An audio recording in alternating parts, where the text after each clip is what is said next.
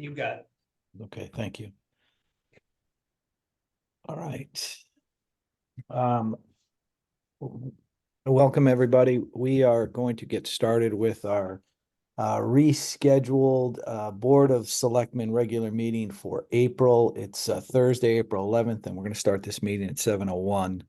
The first item on the agenda is the Pledge of Allegiance. I pledge allegiance to the flag of the United States of America and to the republic for which it stands, one nation, under God, indivisible, with liberty and justice for all. And we're going to move on to item 2, public speak. We will start with Diane Grenier.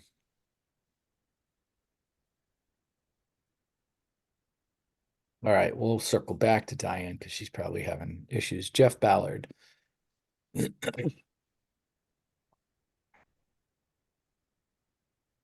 Can you hear me now? We can. Okay. I've been asked by I don't know what I should be saying because I'm on the agenda for number. We'll bring it in on the agenda, Jeff.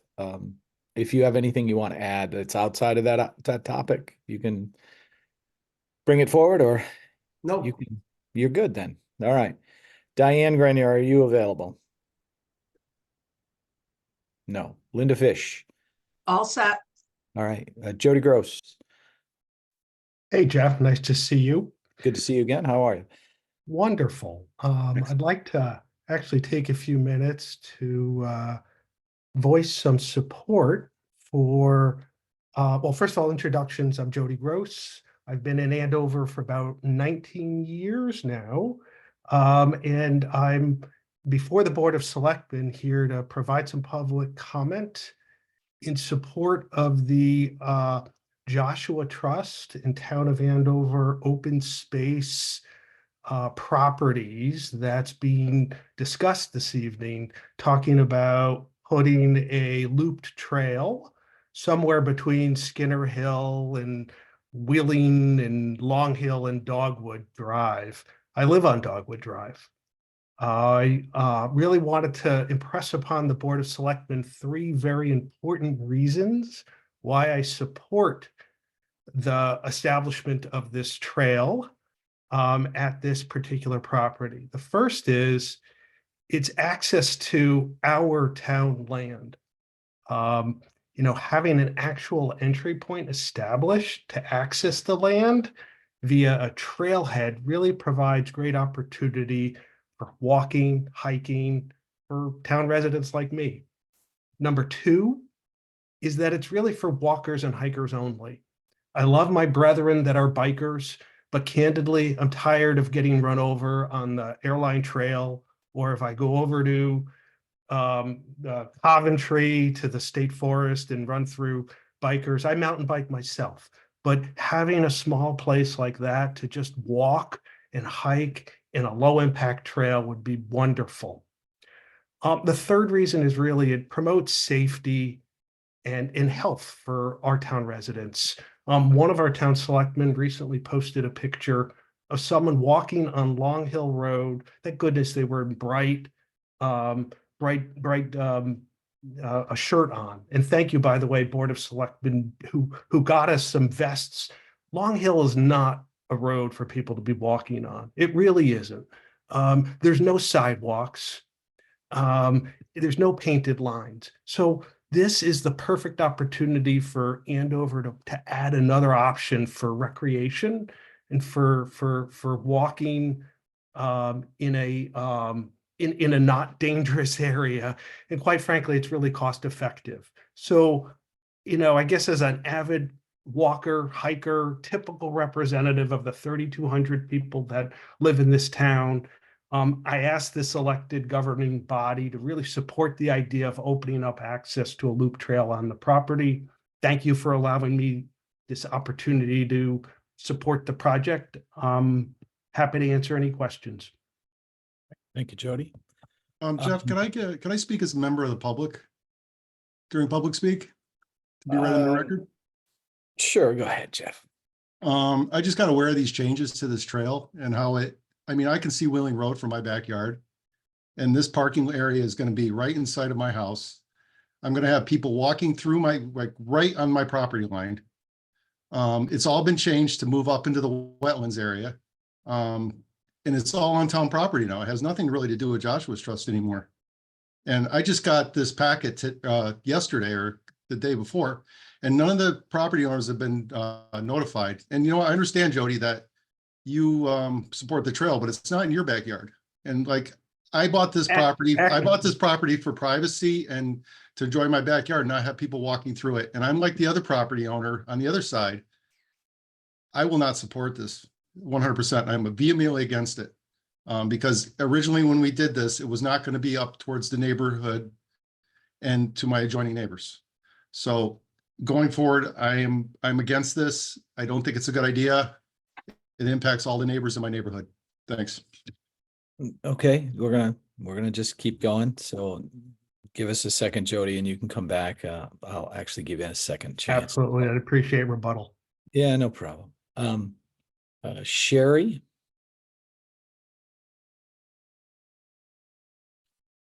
Okay. Yes. Yeah, go ahead. I am supporting the changes because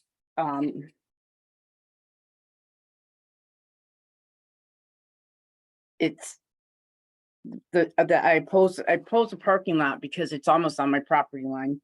And I have serious personal concerns. And Wheeling, where it is, there's not a lot of people, and I understand his feelings, but I think it's better for everybody because it's affecting the neighborhood.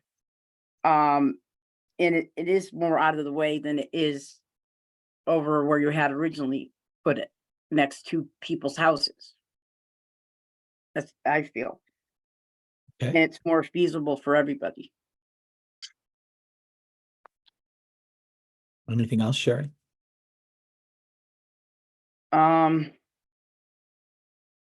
Just especially serious safety and protective concerns. Okay. All right, thank you. Bill Penn, I know you're a resident.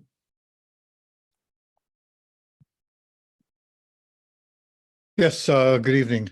Thank you. I'm speaking actually about Joshua's property. I'm speaking first as a resident. Parrot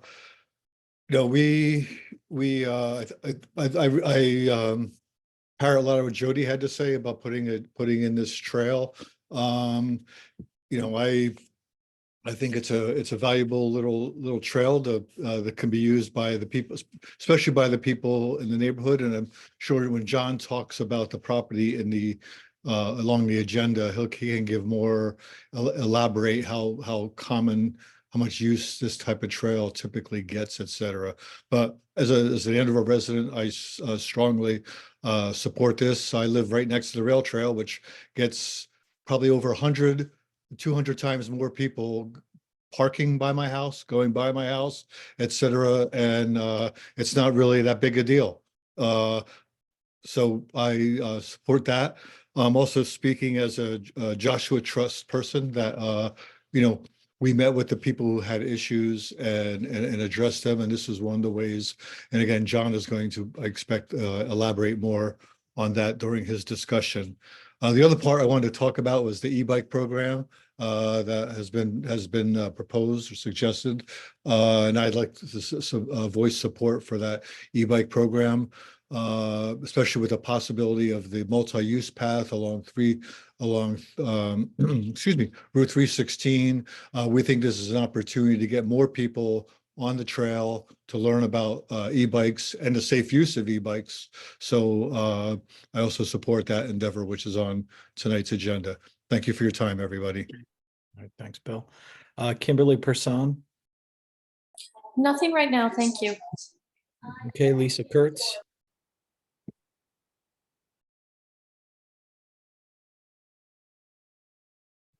Well, thank you. All right, Joanne Ebert. All set, just listening. Thank you. Okay. Sherry, if you could mute yourself, that would be great so that we could continue on. Diane Grenier, Can you hear me? we can. There you go. Okay, okay, good. I'm always having problems with this audio. No, I'm all set. Thank you very much. Okay. And Jody, if you could keep it brief, I'll give you another go. Oop, I'm sorry, I'll pass. I know You'll there's pass? public speak at the end too, correct? Sure, there is. Thanks. Okay. All right. Did I miss anyone? I don't think I did. All right, we're gonna move on to item well, there should have been well, we can't do additions and additions and deletions, my bad. Before we move on, I would like to thank everyone for moving the meeting from Monday. It was a great Monday. I hope everyone got to enjoy the basketball game and watch UConn win their second national title in a row. If I had my way, we would sit there and have a Danny Hurley day in town and get him to come out to our town and maybe walk our trails somewhere. So let's move on. Item 3, boards and commission presentations of the library board of directors. Diane, are you representing the library? I am representing the library board. Go ahead, Yes. Jeff.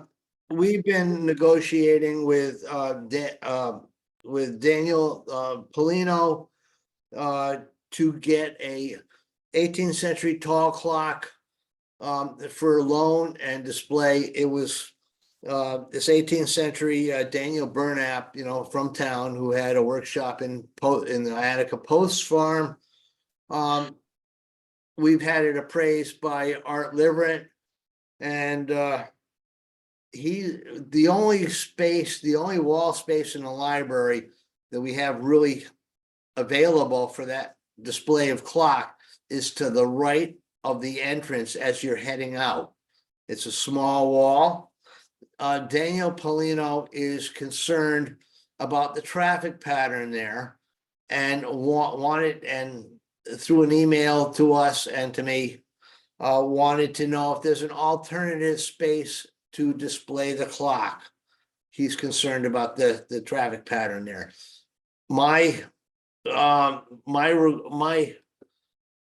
answer to that would be, would it be possible when the new community senior center is completed and little use is being made of the community room, could we display that clock, which is significant and over history, on a wall in the old community room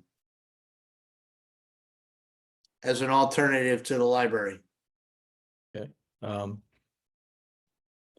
Does any of the members of the Board of Selectmen have any issue with potentially displaying that in the community room? I don't know if I want to say yes or no now. I don't think we've ever talked about, because it's a little early now, the community center, senior center isn't, furnished, and we haven't talked about what we're taking from the other community rooms. So Jeff, what's the timing on, where's the clock right now? Is it at somebody's house? No, there's a master clock, repairman, whatever, restorer. His name is Mr. Crump, and we have the case in the basement of the library. But the works have been sent to Mr. Crump. Art Liverent, who's very familiar with the Burnap clocks, suggested some repairs to be made, and that's where it's at now. This has been ongoing for probably better than a year. The board and myself are insisting that we have a contract with him. And I have spoken to Eric about having Dennis O'Brien draw up a contract before we even think about displaying the clock, so that everybody's on the same page and it's a legal document. And When the clock's done being repaired, is there a timeline on when that'll be done? no, the last email that I received is that Mr. Crump is having some personal problems, that it is ready, but we at the library feel that we want a contract in place before it's set up and displayed. so that everybody's clear about our responsibilities and his responsibilities. Okay, could you take a picture of the clock tower, so that we understand what we're talking about? And then, if possible, and if anybody on the board doesn't mind, if we put this on our agenda for next month, so that we could understand the size, Jeff, of this. And the only other question I have is, did you speak with Scott Yeomans about displaying it at the museum? No, I have not, but I have concern with a $40,000 clock that's working and whatever. Understood. So that's, I got it. It has to be stored inside, Jeff. Excuse me?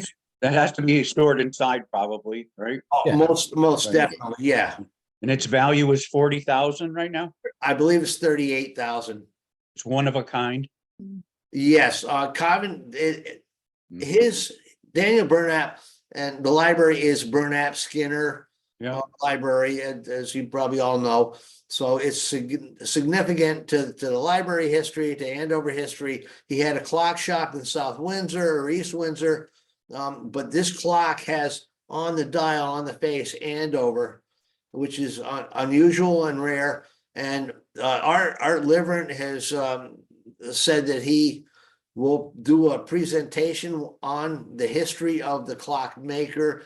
The person that trained him, that came over from England, that avoided the Tea Party in Boston, set up shop in Norwich. There's a lot of history, and Coventry has a Daniel Burnap clock in their library with Coventry, from my understanding. I haven't seen it. There's also another Burnap clock in the Connecticut Historical Society in Elizabeth Street in Hartford. Okay. Yeah, I think the picture would be helpful, just so we can see the size of it. And we probably should talk as a board coming up soon, but what we want to keep in that community room, and what we're going to use it for, and then that'll help us decide on a bunch of things. So Is there like a case, Jeff, that they put it in, or some kind of protective something? No, it just needs to get secured to a wall. It has holes in the back of the case that you access from the inside, and then it just has to be anchored to a wall. So that the community center walls are they? It's not sheetrock, right? Those are. It is, yes. It is sheetrock in there. In the new community center? We're talking No, about. you're talking about the old one. Right? You're talking the town hall community room. Yes, Yeah. The that- Oh, you want to hall- put it in there? The That's- town hall community room is a concrete block wall. Concrete wall, yeah. So if it does Can be attached. go there, it has to be secured and stay wherever it is for a long time, because right, you need certain concrete screws to get into those walls. yes. Okay. I think if you can get us a picture, Jeff, that would be helpful, so that we can talk a little more next month, and we also need to talk as a board what the function of that room's going to be for spacing and other things too. So that'll hopefully start that conversation too. Diane Grenier pointed out that this may not, that he is opposed to having it displayed in the library because of the traffic pattern, and he's been advised by Mr. Crump and Art Liverant that it probably shouldn't go there because of the traffic, that it might. And that's understood, Jeff. What we need to do is we need to evaluate it as a board, and just, Right. we have to get Eric's opinion and understand where Yeah. it can go. We would love to take it. I understand from a historical perspective, it would be great. We just got to know where it's going, what level of traffic it's going to get, so that it's viewed, and Understood. give us a month. I mean, it doesn't sound like you're going to have it fixed, ready, and up, and No, let us sit there and see what we can do, and we'll keep it on the agenda for next month, and we'll get you an answer on that. thank you. All right. Did you have some more information that you needed to? 1 second.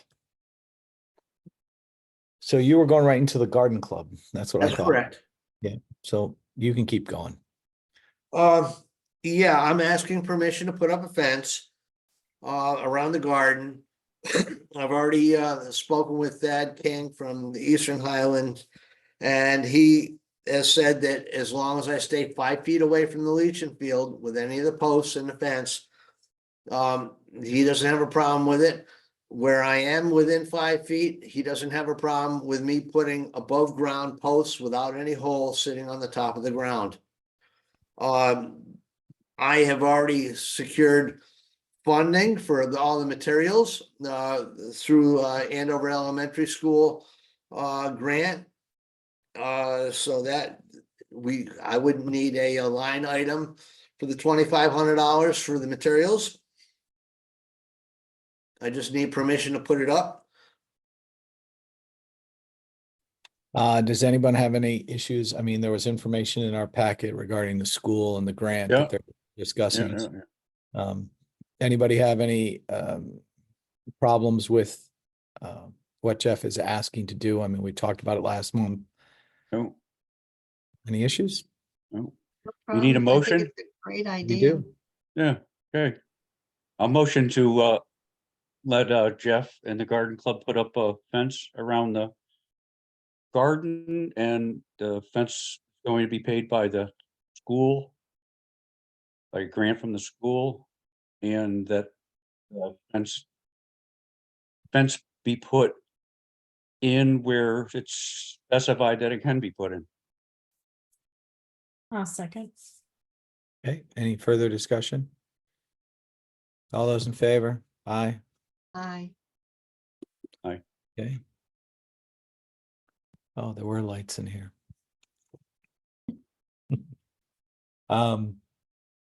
Okay, Jeff, keep going. Rain Okay. collection, 3B. Yes, 3BB.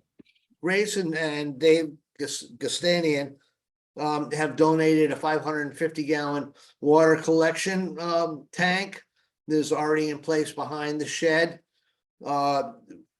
We really need to put gutters on that shed, and it would be stupid to put gutters and water collection into that tank before putting a new roof on the shed. Then this goes back to last year's $1,000 that was cut from our budget. Okay. So you're now asking for the $2,500 that was earmarked for the fence to be earmarked now for the shed roof and the gutters. I'm only asking for $1,000. $1,000. Okay. And then the rest of the budget request for $1,375. And that should be itemized in the material you got in the first packet. Okay, but that's Okay. next year's budget. You're asking for $1,000 somewhere out of this budget. As soon as we can get it to supply to the garden. Understood. Eric, is there any area that we might be able to obtain $1,000 for the garden club and the roof and the water collection? Now, Jeff, just so we understand, this would avoid hoses from the new community center. Not necessarily.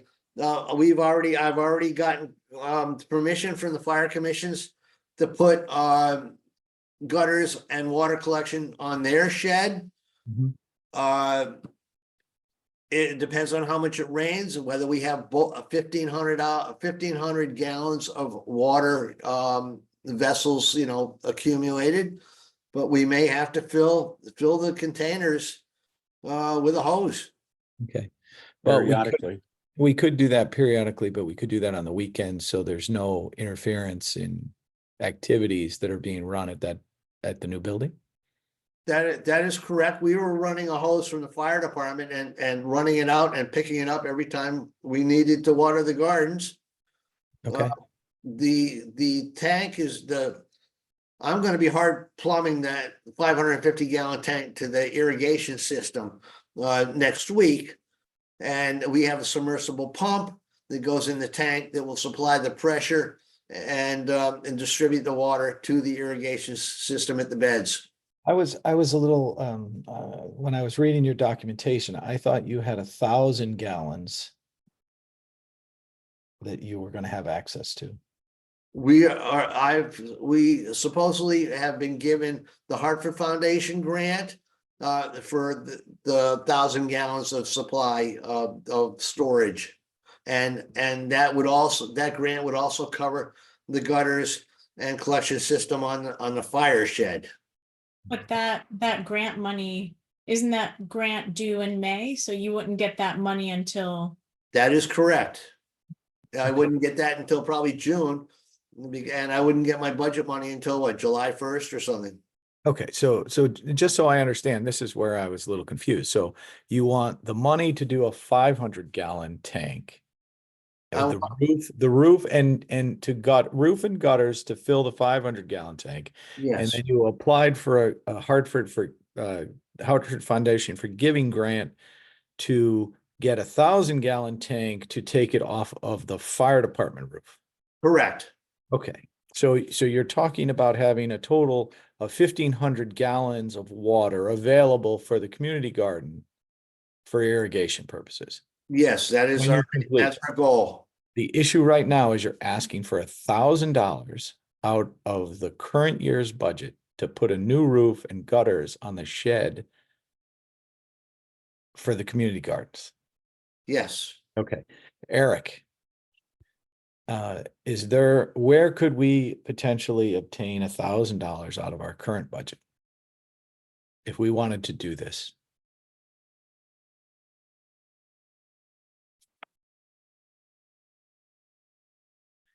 Eric, did you leave us? I have another question in the meantime. Go ahead. Jeff, the shallow well pump that you're talking about in your write-up, Yes. is that a new well pump that you're looking to put in? That was part of the foundation, Hartford Foundation grant. Yes, shallow well pump and extra tank.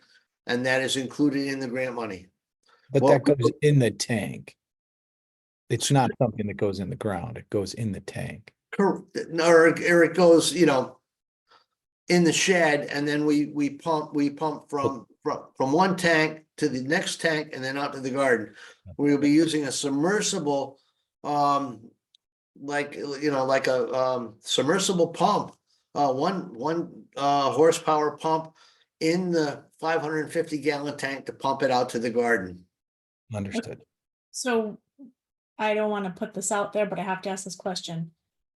If you don't get if you're not receiving the grant money, will that stop you from finishing the project for the gutters and everything else?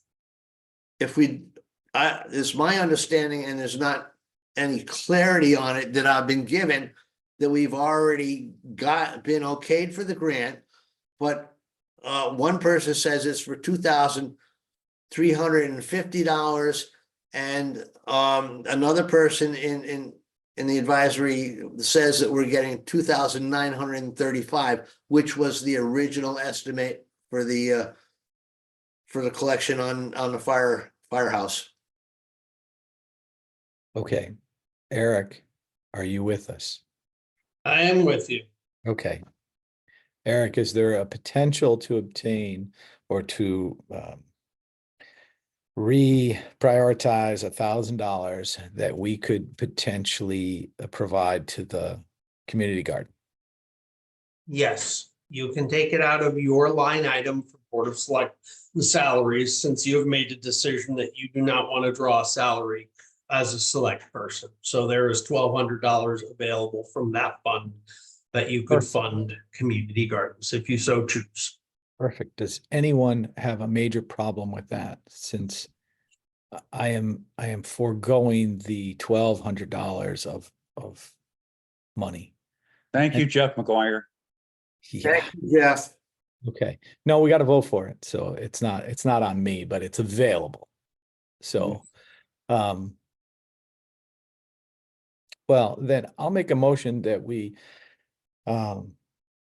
we move $1,000 from the Board of Selectmen salary line item to the community garden to allow for the community garden to re-roof the shed and put gutters on the shed to provide for water collection for irrigation. I'll second. All right, further discussion? All in favor? Aye. All right, thank you very much. Jeff, I think you're, are you done? Anything I am else? done, and I wanted to thank everybody so very much. This has been a great project, and I appreciate your generosity. Okay, thank you, Jeff. And Jeff, just as a side thing, make sure that, it was very generous of AES also to provide some grant funding to assist. Please make sure that you work closely with them and prioritize the safety of the children, especially with the still construction area that's going on down there. Most definitely. That's our first and utmost concern. All right, thank you. Thank you. All right, item 4, appointments. Eric, do we have any appointments that were need to be made aware of? None that I know of, Okay, and no resignations that I know of. All right, item 5, resignations, none. Item 6, town administrator report. Eric. Okay, so what I want to do, instead of giving you a traditional administrator's report, I just want to give you an update of what projects are going on right now, and allow you to ask any specific questions about that. I'm going to start with bridge and roadwork projects. Number 1, Bunker Hill Bridge replacement. That road is scheduled to be closed and construction starts February 15th, 2025. So basically over next winter, that project will begin. Long Hill Bridge replacement is just about at the 30% design phase. We've been told to expect the 30% design phase meetings, which is where basically the major parameters for the design will be set in place in the next couple of months. I am still pushing for them to consider the light at Hendy as part of that project. I suspect the answer will be no, but I will continue to push it. Because frankly, the current traffic warrants for that don't meet the DOT standard. So I don't think they're gonna do it, but I will try. Lake Road at Basola, we're going back and forth between myself, the engineer, and Franklin, which is the company that originally surveyed that. We're trying to reduce our costs a little bit by using the existing survey we have instead of going back out and, regathering the data. So it looks like that will be successful. Again, the goal would be not to start construction this summer, but to start construction the following summer on that. So You want us to interrupt you as you speak, or would you like us to write this stuff down if we have questions? why don't after each subject, you ask the questions before we move on to the next subject? Okay. So if you have questions about Bunker or Long Hill, now would be fine. Good. Okay, so I'll go. Are we talking Bunker Hill, just the bridge, or are we talking Bunker Hill, the culvert issue? So the cover issue has been pretty much resolved. It took a lot of material, but Public Works has basically completed the culvert repair, at Bunker Hill. So that issue has been resolved. It was basically just a big scour pocket that they had to fill. They filled it with really large rock, like 30-inch, 30-inch aggregate, basically, and then backfilled it with smaller stone. I have pictures. I don't have them ready to show you right now, but I can show you pictures of that repair. And I know Jay went back to the wetlands agent today and showed them the repair. So we make sure wetlands, is aware of it. I mean, they were notified that we were doing it and the agent signed off on it beforehand, but now that it's completed, he went back to the agent. And you're satisfied with that repair for what we need to do moving forward? Yeah, that looks like they did a good job.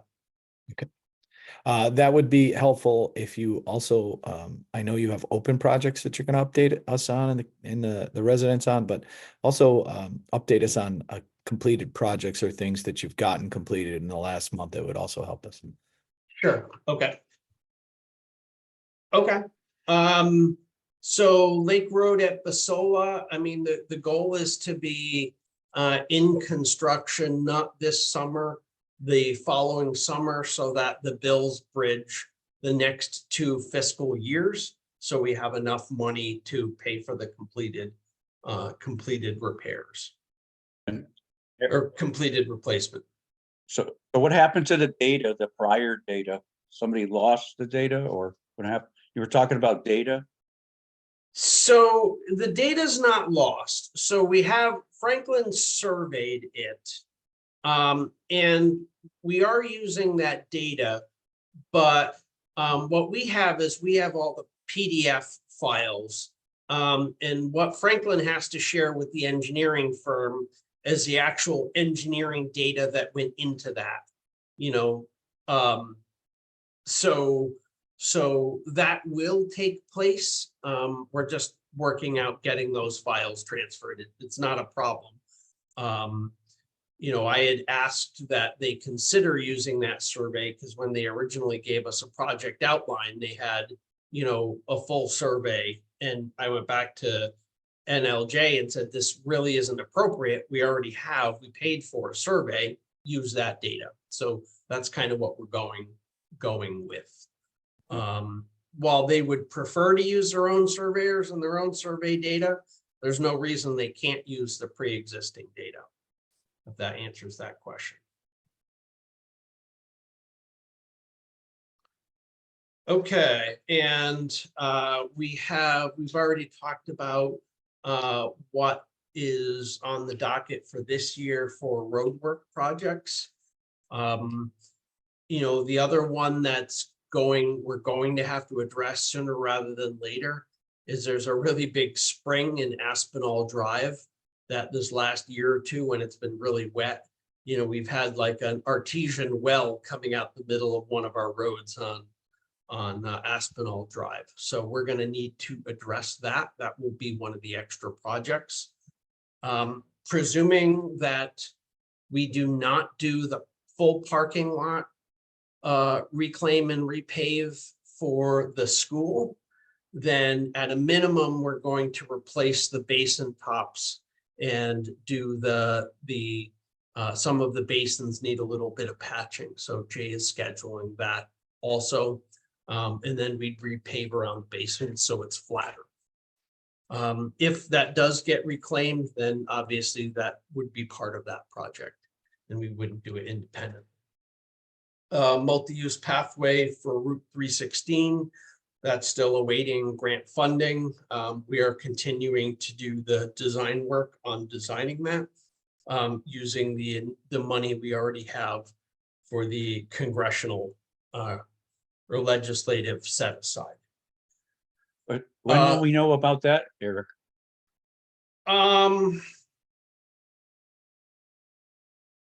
I would think we'll have an answer in the next couple of months.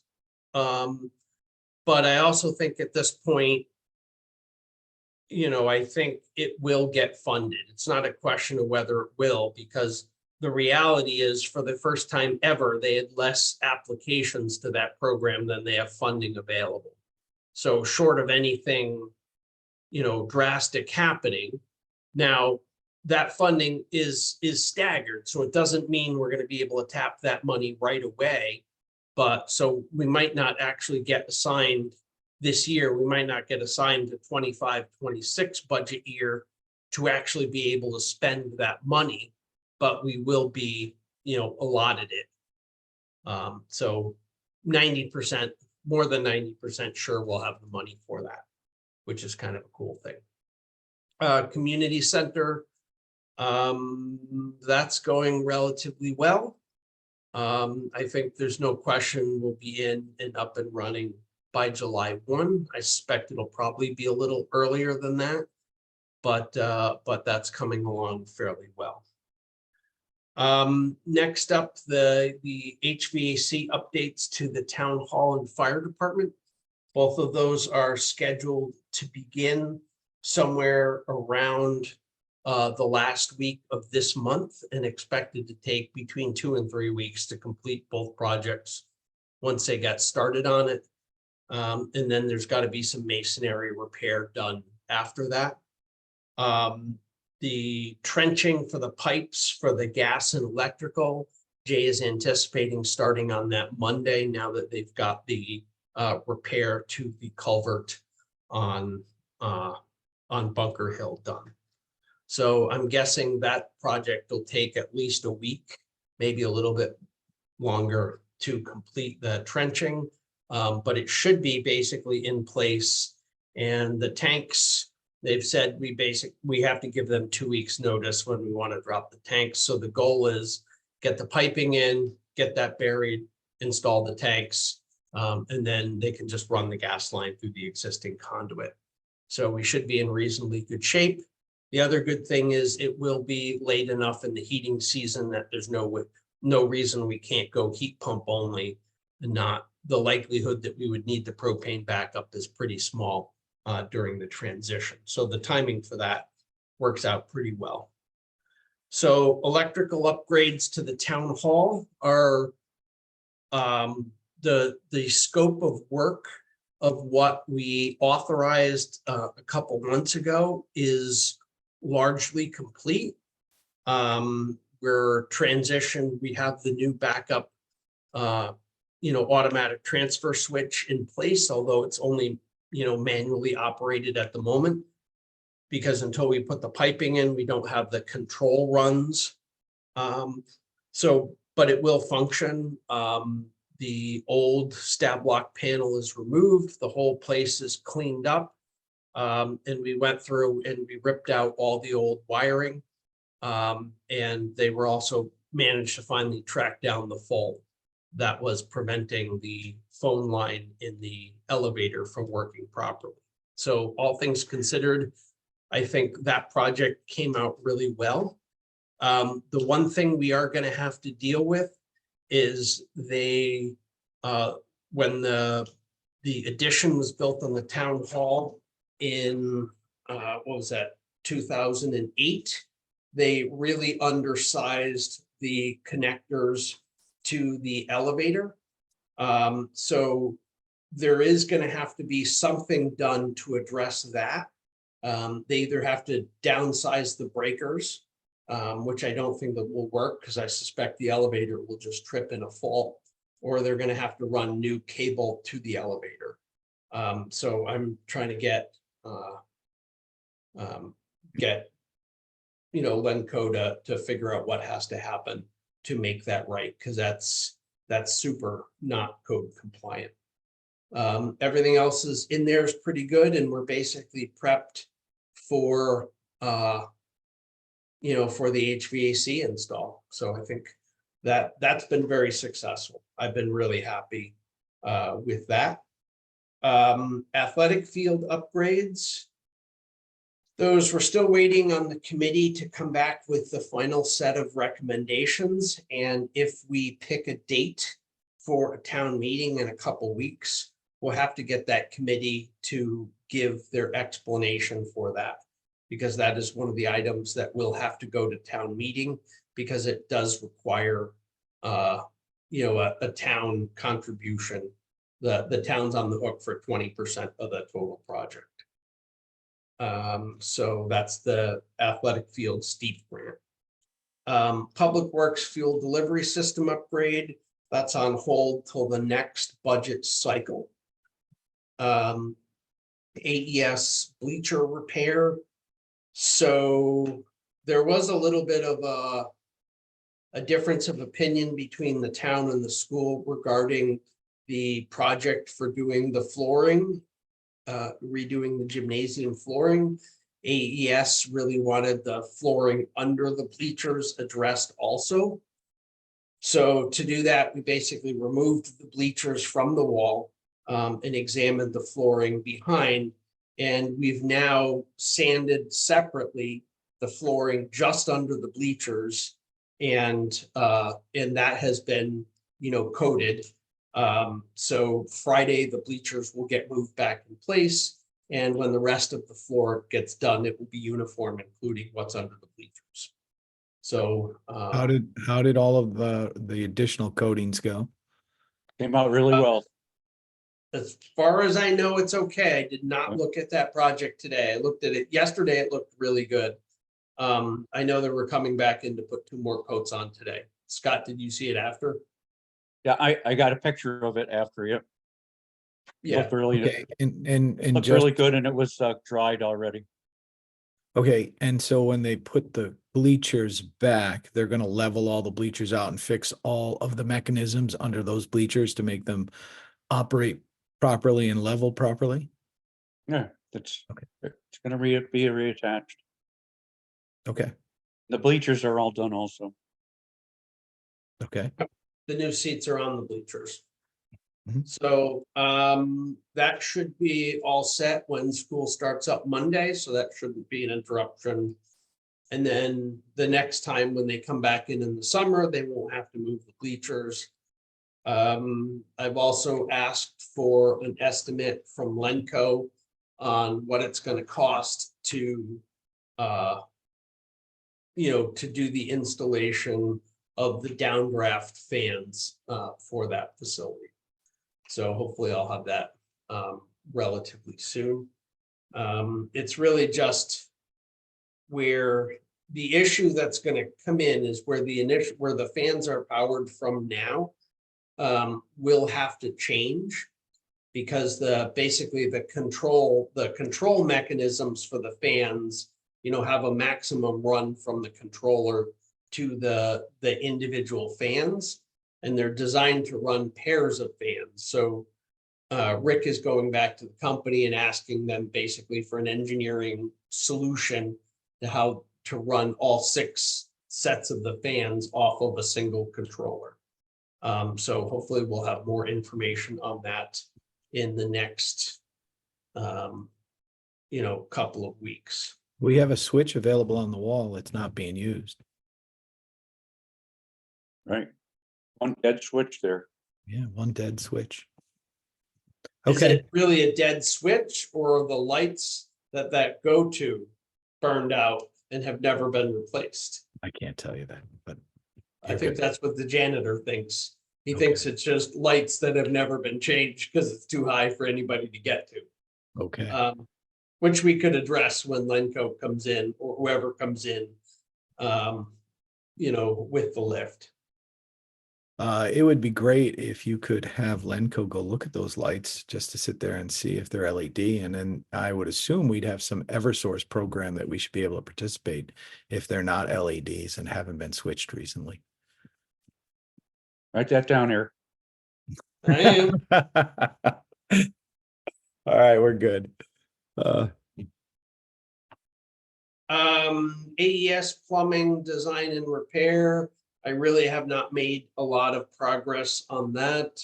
I still haven't really gotten more info from Rick Wilson, so I'm still hoping to get that. I had a brief conversation with an MEP that our town engineer recommended. But that MEP said that was not really his area of focus, and he referred me to another MEP at their same firm. So I'm going to reach out to them. I want to get at least 1 or 2 others. Has the Board of Education identified which projects they want done first? As far as I know, not. They were going to discuss it at their next Board of Education meeting. Okay. Nor have they actually transferred the money that was excess in their budget to the town. Okay.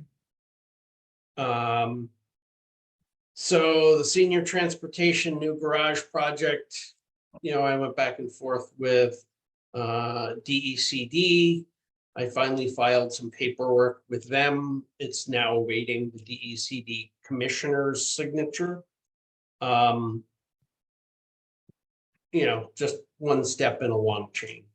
I still don't have a positive response from SHPO.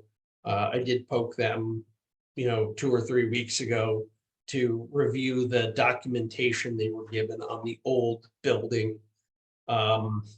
They had not reviewed it at that point, so I'm gonna have to push them a little bit more on that. And what is the state agency Which That- state agency? related to that project? The state agency that's basically identifying this as a rebuild. Oh, that's different. The decision that it's a rebuild, that is the Department of Labor. Okay.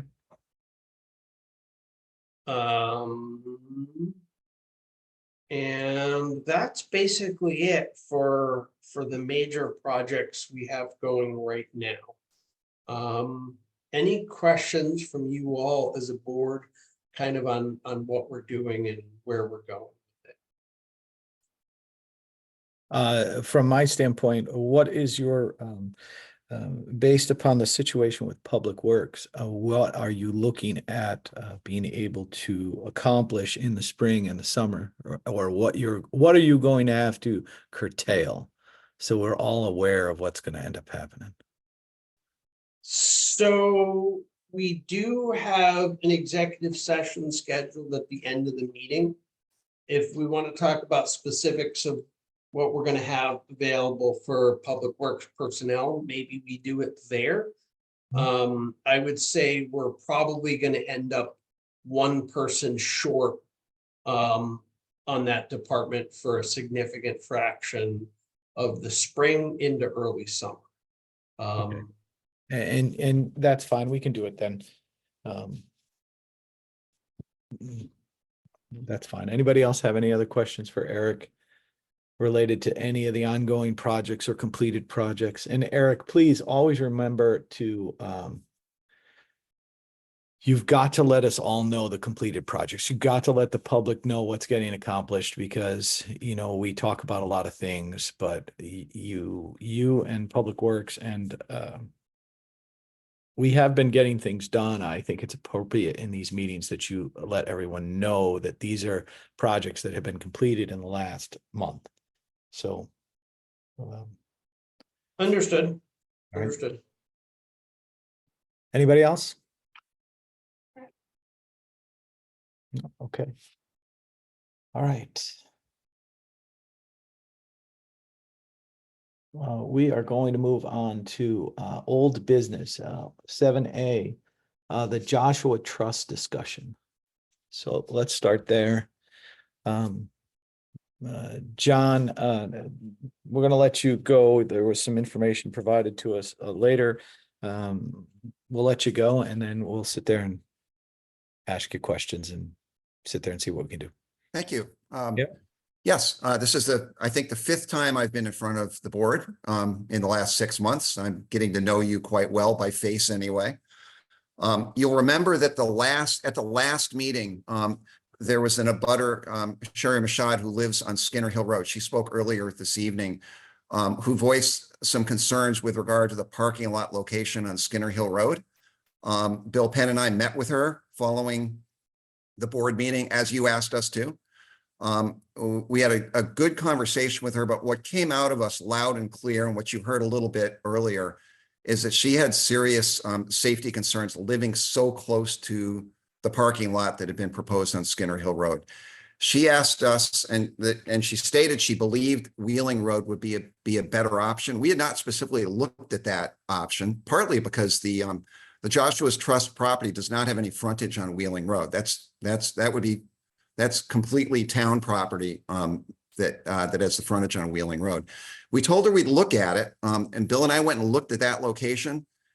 And I've got to say, from our perspective, it's better in every respect. And let me run through that quickly. And in no particular order, I'll just tick off the 4 major considerations. First, safety. Skinner Hill is a busy road. I think someone in Long Hill, I think someone mentioned that earlier. Wheeling Road I don't know what the traffic numbers are, but I wouldn't be surprised if it's 1/10 of the traffic that Long Hill, Skinner Hill Road sees. The sight lines on Wheeling Road are excellent. On Skinner Hill Road, you're coming up over that rise and down the hill. They leave a lot to be desired there, and the traffic speeds, I think, are probably fairly high too. Secondly, constructability. Many of Joshua's Trust properties have simple pull-offs rather than full parking lots. And this Wheeling Road lends itself well to this. If you look at the photos that I provided for the packet, I don't have a very big car, but you can see that I easily managed to get all 4 of my wheels off of the road. That just would not be possible on Skinner Hill Road. So the possibility of simple pull-off parking on the side of the road is there. And if there's concerns about the edge of the pavement, so on, that can be, we've addressed that in other towns by bringing in crushed asphalt, something like that, to bolster the side. So it can be constructed. If you still like the idea of the pull-off parking lot, the full-size parking lot, it's tailor-made for it. There is an existing paved parking lot that serviced the house that was in that area originally. Honestly, I think with a leaf blower and a shovel, and about 45 minutes, we could create a paved parking lot on that property for no cost at all. And that is the third consideration, is cost. It would be, I don't believe it would be prudent for either the town or Joshua's Trust to spend $8,000 to $16,000 on an engineered parking lot on Skinner Hill Road, when an option that's this much better exists right around the corner on Wheeling that also provides safety improvements. Finally, the fourth one is probably the hardest. Impact on the neighbors. Joshua's Trust has trails on approximately 40 properties. And I would have to say, on approximately 40 properties, at some point on the property, the trail goes within view of a house. This is Connecticut. You can't put a trail in without seeing a house at some point. That's just the way it is. This property has the advantage, the location that we are talking about here has the advantage that there are no immediately adjacent neighbors to the property, to the parking area that we're discussing. There is in the packet, I've shown a picture with my car in the front and the closest house in the distance in the back around the corner. That's looking one way. Looking the other way, you can't see any houses for a long way. And Jeff's correct. Jeff Murray's correct. Through the woods, you can see all the way through to the other side. This time of year, you can see from Wheeling Road over to, is it Shadblow Lane? I don't know all the names of the roads, but you can see. Correct you, John. In the summer, I can still see the same thing. I can still see the. That's fair. I mean, it's not a half mile or anything. There's, Oh yeah, it's this trail you're proposing is 25 feet from the back of my property. Yes, it is. It's back from the back of my shed. I don't think that's correct, Jeff, but what we could do, what I would suggest we do, I mean, we just think we think it's a better option in every respect. Jeff, you mentioned earlier, I just want to make sure the record's correct. The part of this trail is on Joshua's Trust property. Part of it's on the town. We have realigned the trail to bring it out to Wheeling Road.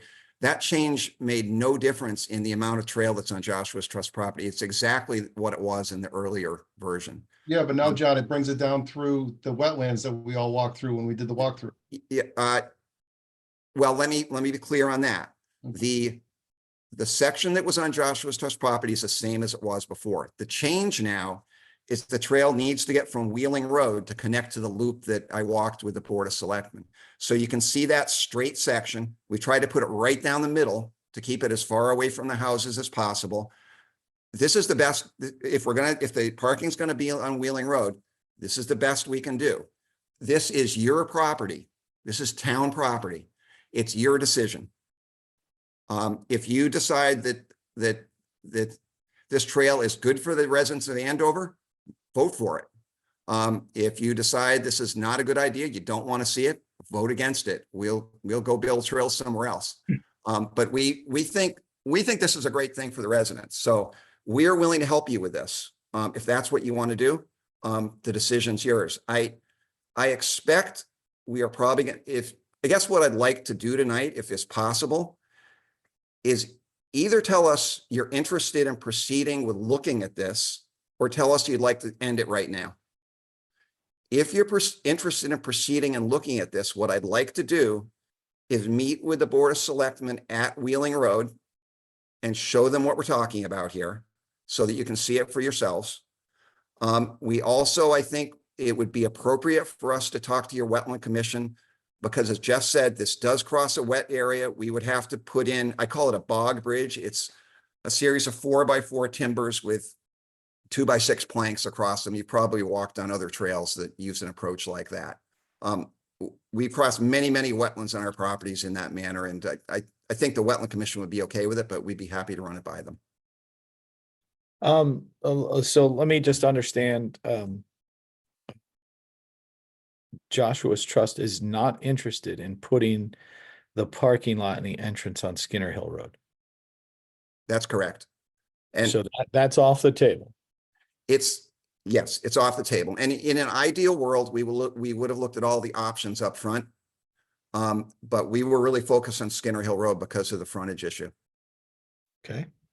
And looking at your map that where you picked your parking spot out, there's an earlier entrance, just so I can understand, an earlier point of access that would be available on Wheeling.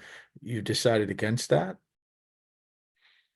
to keep it as far away from any houses that are on Woodfern. I'm just asking a question. We were sensitive to the house that's on Wheeling, actually, when we located that lot. We tried it. There are two things going on there, Jeff Jim. Murray The is first- probably right. First thing was I we're mean, this trying to goes move right it. through my backyard. This comes right. I get it. I'm just asking a question. I just want to know. I look at the map and I look at that house and I go, it's not as close as the Eric, why don't you, please share your screen with the map if you could? So we can all look at the This map. is gonna be closer to my house than it was closer to Sherry's, because I went and walked this property after we had this discussion with Sherry, and I went to go see for myself. Jeff, I No, I know, but what I'm saying is, this where it's proposed is closer to houses than it was before. understood. Just please. I know. It's Just let the I got given conversation minute. play out so we all understand what we're talking about. Okay, I think you're looking at it now. Yeah, so where if you move your P up to the corner, up a little higher, just go up higher, right? Keep going, right there. Why can't you just move the trail over there? And move it over to that side of that area. If it's going to be on-street parking, a pull-off parking, wherever the town would like to put it, whatever makes sense is fine with us. Okay.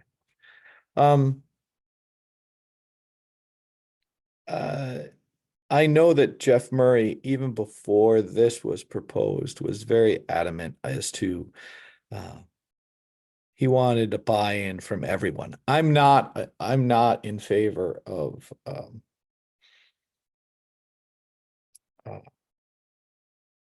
in doing these types of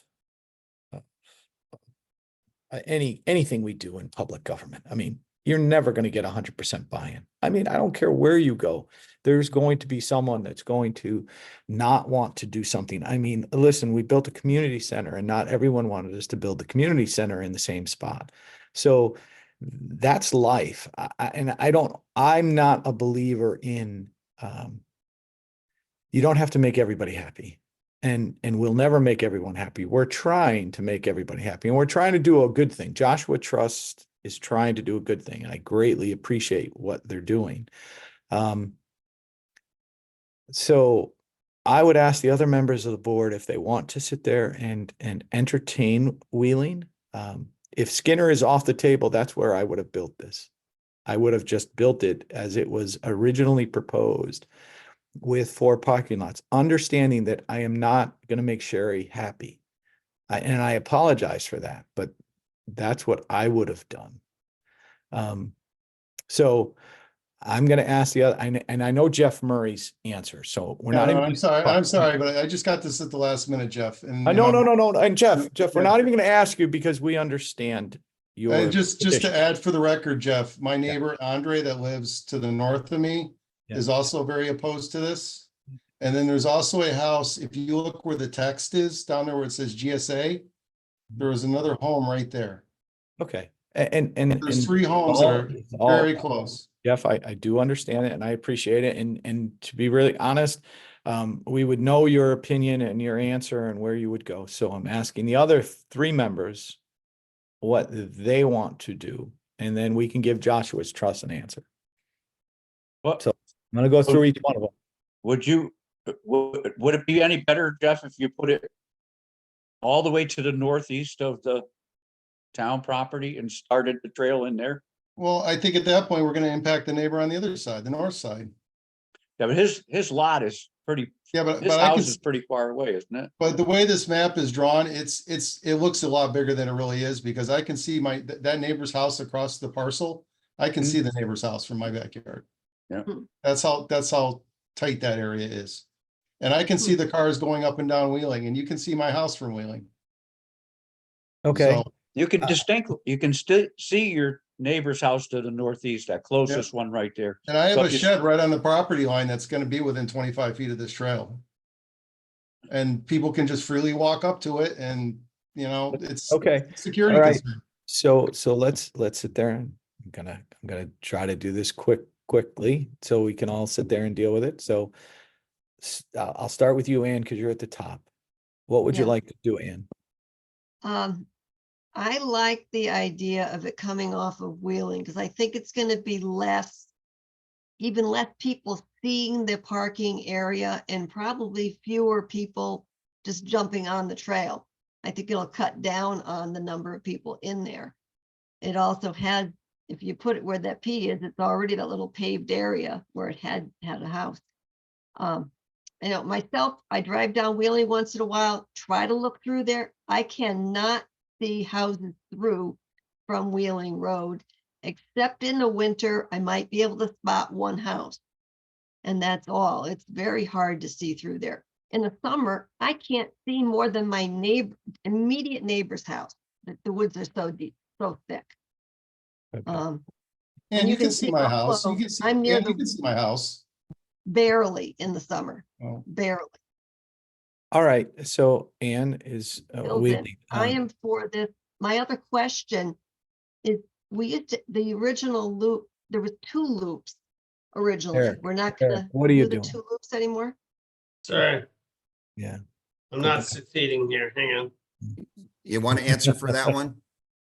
Yeah, I'd be So interested. what we eliminated that second loop again due to it was where that loop was located came up and almost over Sherry Mashad's house. So she was concerned about people looking into her backyards. It was legitimate. So we removed that second loop. So there's still a trail that does go up to Skinner or not? There is, and it's important that there be a trail. Let me tell you why that is. You may remember, and I don't know did we walk all the way out to Skinner Hill when we did the walk with you? You remember where we within walked? 40 feet or something, We yeah. walked right up against the stone wall. So we were about a foot from Sherry Mashad's property line when we did that walk. That's the only way in there right now without getting yourself scraped up. So by bringing it out to Skinner Hill Road, you're actually reducing the impact on the neighbor, because people are going to find their way in there. Once there's a known trail in there, people are going to find their way in there from Skinner Hill Road one way or another. And we didn't want them to be going up along the stone wall next to the property line. Okay.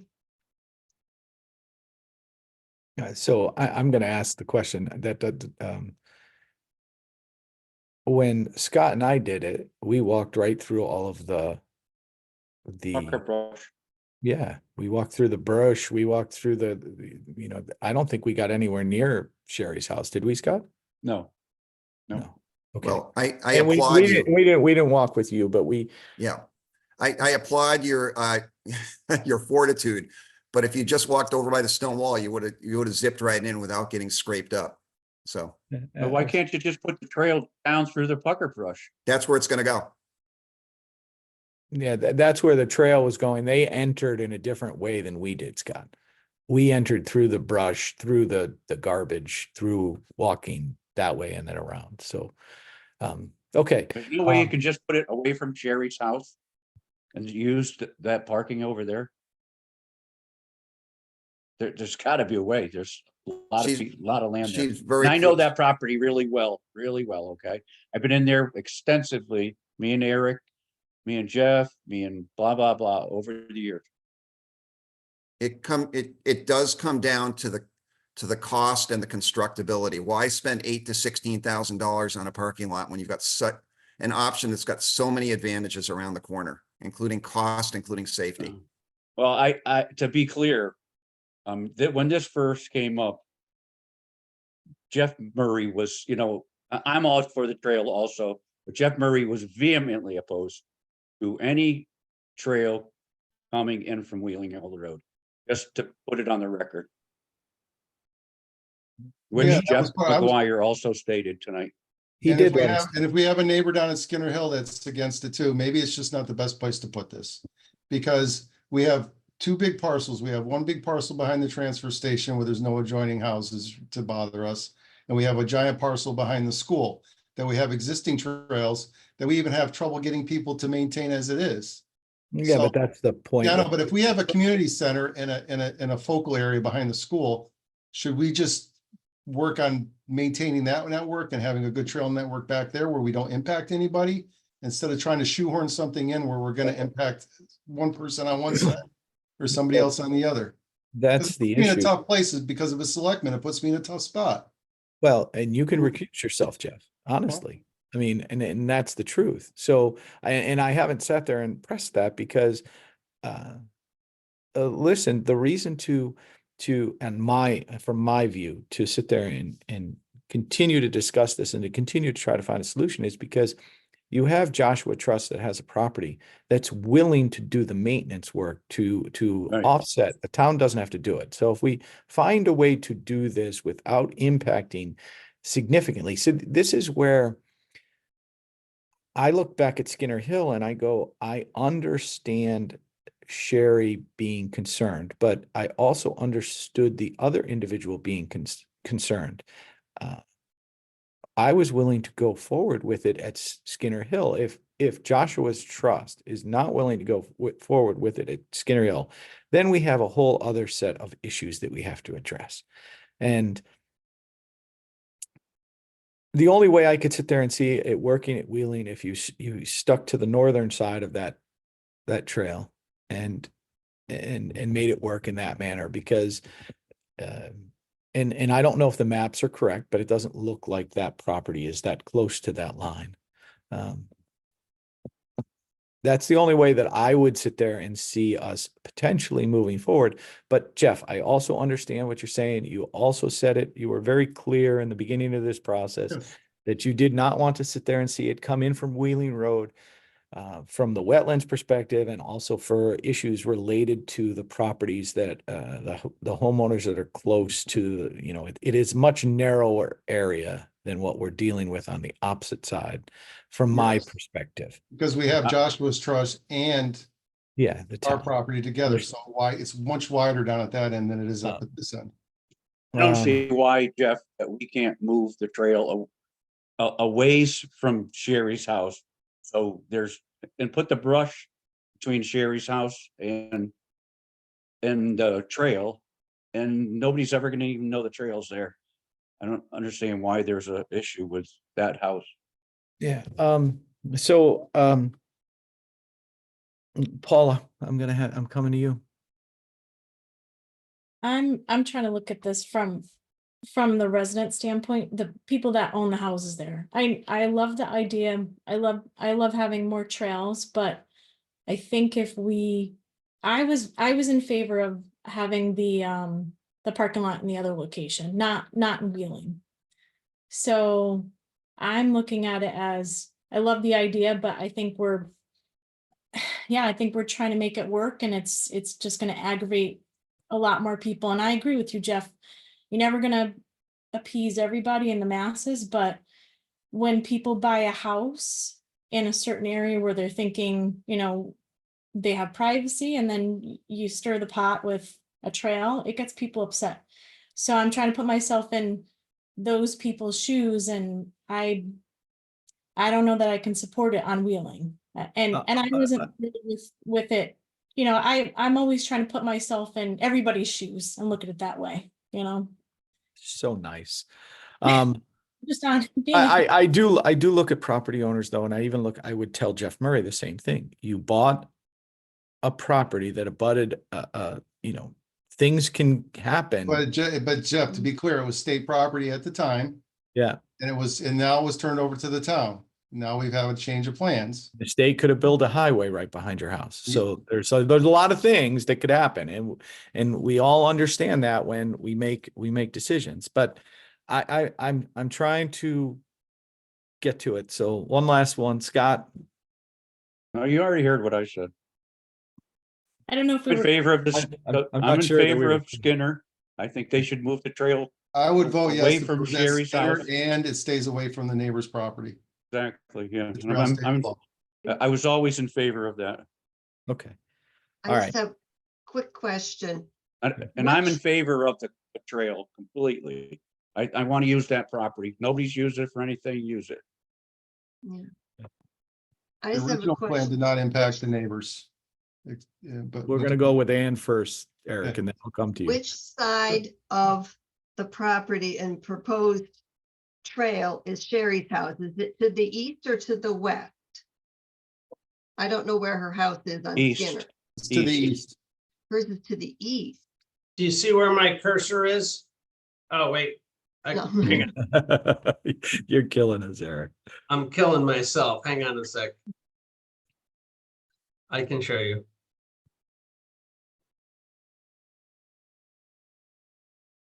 Am I sharing that? No, No. Mm-mm. You were surfing the internet.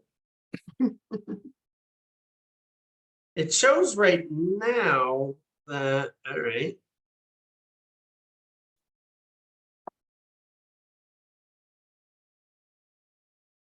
are you sharing from the right monitor?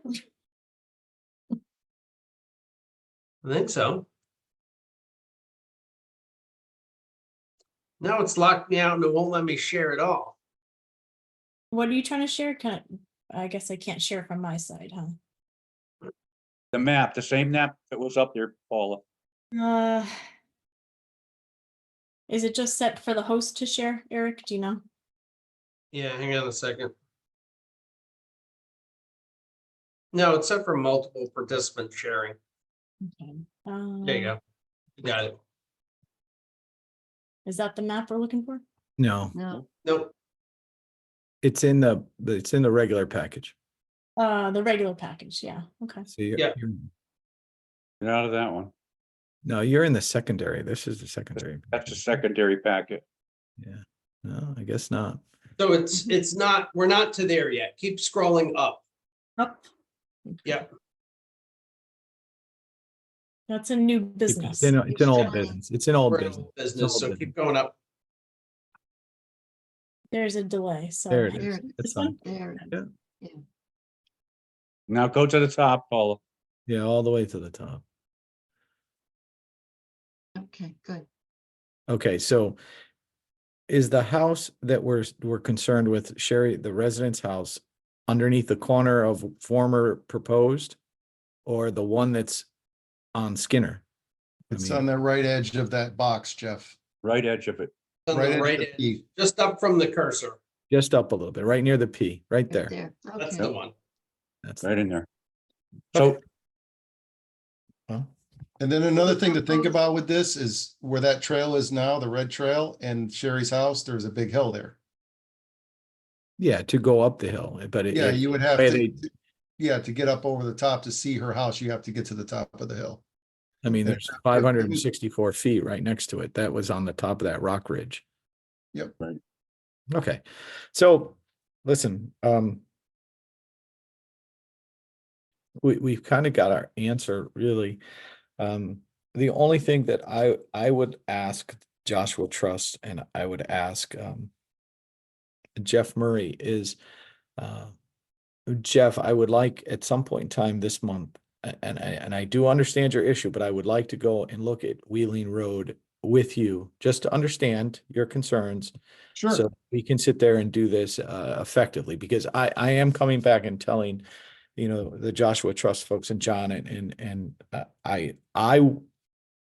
I still would be, I would be on Skinner Road because that's what we initially looked at. That's where we asked, but I will go up and look at Wheeling Road.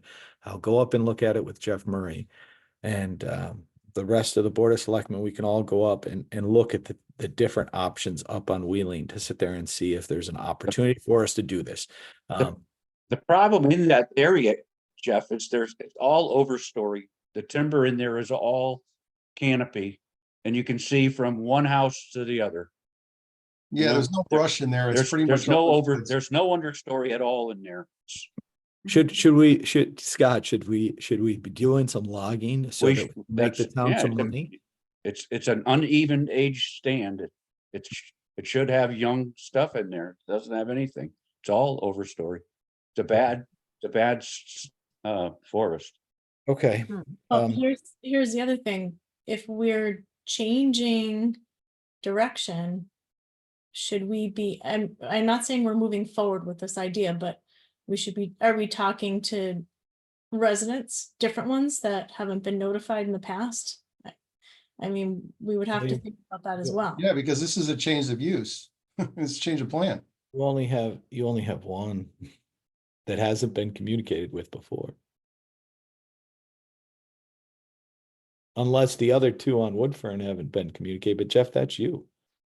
Yeah, anyway. I spoke to the other neighbor next to me on Woodfern and he's against it as well. Okay, so. Extremely against it. So, Andre Rurek at next door on Woodfern. I'm gonna end up in a bad position, but I would like to sit there and look at the Wheeling Road access just to understand because this was I was not prepared for this level of information to be provided. So go ahead, Eric. You have your hand up. So I just wanted to say one thing. Jeff had indicated that he was concerned that they would be going right by his shed. Per the zoning regs, his shed can't be within 50 feet of the property line anyway, because that's his rear yard setback. So there should not be anybody, unless they're trespassing on your property, anywhere near your shed. Well, it's closer than 50 feet, Eric, and it was there when I moved in, so. Okay, doesn't make it legal. Well, And listen to me. We're not here for that.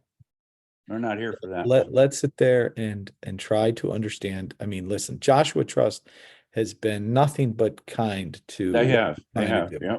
So we have to have a little bit of respect for them and try to give them an answer. The Wheeling Road access is a new component to this. We should sit there and look at it.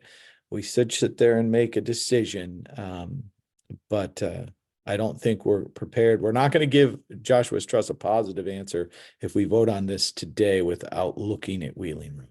I think we should talk about a date and time tonight, since we're all here to see. Paula, did you see John Hankins that he needs to be let back into the meeting? I let him back in. Oh, there he is. He should be on his way. Yeah, I'm good. Okay, so yeah, so maybe we should look at a date that all of us or most of us can get together so that next month we can talk about this again with visuals. well, I think what we should do is guarantee we're giving an answer next month. So let's all understand. We're going to give Joshua's Trust an answer next month or before next month, because I believe we're going to end up having to have a meeting related to the charter revision. If we all agree to do that, we have to do that within 30 days. So it could be in advance of that. And what I would ask is that we communicate outside of the meeting and set up a time where we can get up to Wheeling Road to sit there and see what we're talking about, where these maps begin and end on Wheeling Road, so we understand what's up. And then maybe we have a barbecue at Jeff's shed and understand how close this is to everything. So, all right. John, I apologize for not being able to give you an answer, but you just have to understand. We play the long game, Yes. so that's okay. That land isn't going anywhere, right, John? Right. Okay. Well, Jeff, one more thing I want to make clear is, I mean, before I said I would vote for this at all, I said I wanted to make sure that all the property owners were okay with the trail.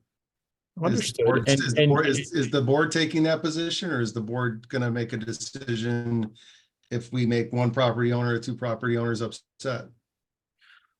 Well, with the current Skinner Road proposal, there was there are two property owners that came out negatively for that location.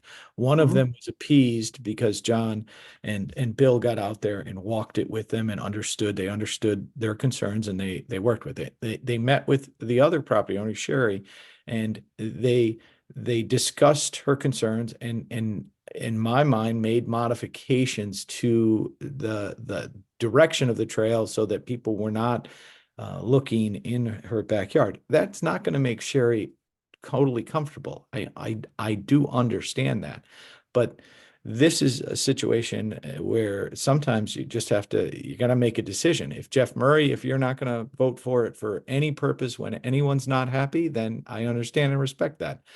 That was not my original position.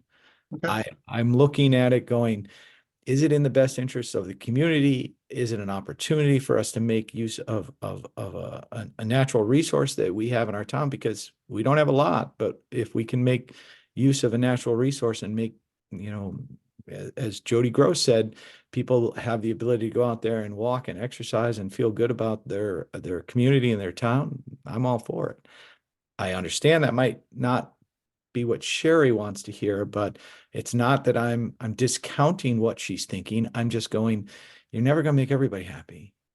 So And we've gone, And we may not make the other landowner happy if we put the trail down by his house. understood. So we have that issue too. So I And- mean, and Jeff, it can go back and forth. That's the And problem. so Jeff, just so you understand, I might vote and not make you happy. And that doesn't mean I No, that's don't fine. like That's you. fine. I don't like you. It doesn't mean anything. It just means that, hey, this is what's right for the overall group, not just one person or another person. It's what's right for the other group. That doesn't mean I'm going to vote for Wheeling Road. I'm just telling you that that's my logic in how I look at this. Now, I'm kind of upset that Wheeling Road was brought up here in that I thought we were going to vote on Skinner on I mean, that's what I had envisioned. Mhm. John is telling us that's not what Joshua Trust wants. So that puts something off the table for us, really, because Joshua Trust is telling us they don't want to do Skinner. So in my mind, the project is in jeopardy of not happening at all, but I'm willing to look at Wheeling and come back with everybody. And if we vote for it, we vote for it. If we don't, we don't. So Yeah, and I just want to bring up one more point. I remember there was probably about 2 or 3 years ago when we had discussed with Coventry about building that through trail. Mhm. Yeah. And the board decided at that time that we were not interested in participating in that. And if we make this end to end, we're basically going against what we agreed to do back in, I think it was 2010. So that's under consideration too. This is going to connect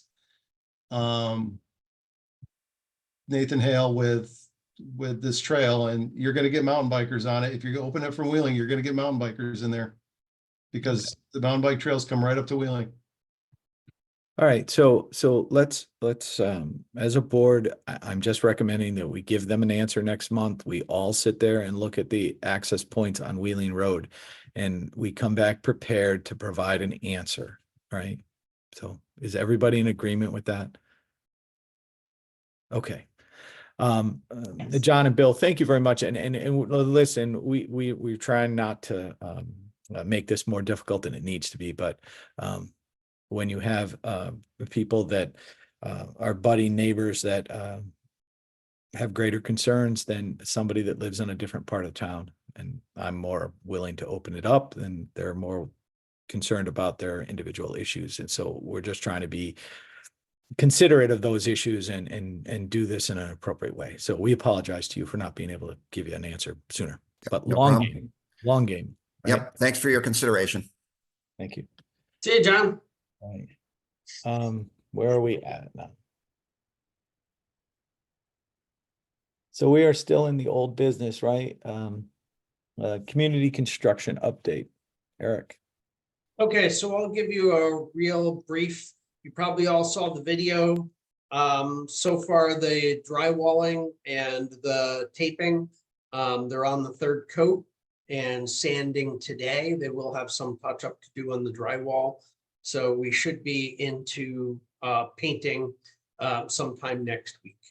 The excavation contractors moved on to roughing out where the new septic tank is going to be, and then the connection and the enlargement of the leach field. And they're boxing out over that main carrying beam down the center of the basement. So that can be drywalled, or that's in the process of being drywalled now.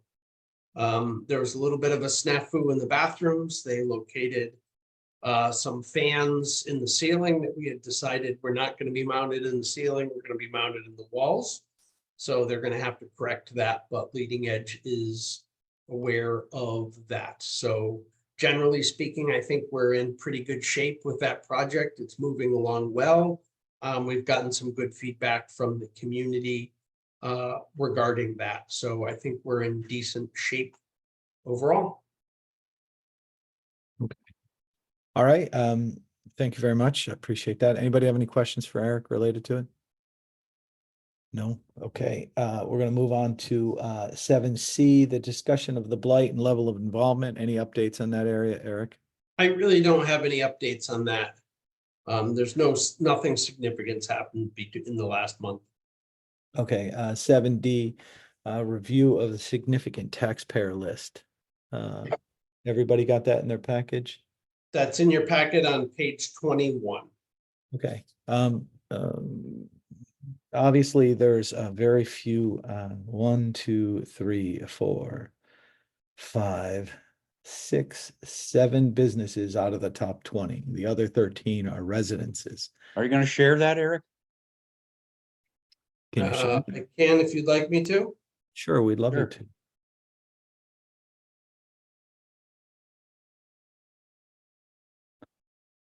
And so anyway, those are property owners. Eric, what I would like you to get from the town assessor is how do rents, and since there's only 7 taxpayers that actually have,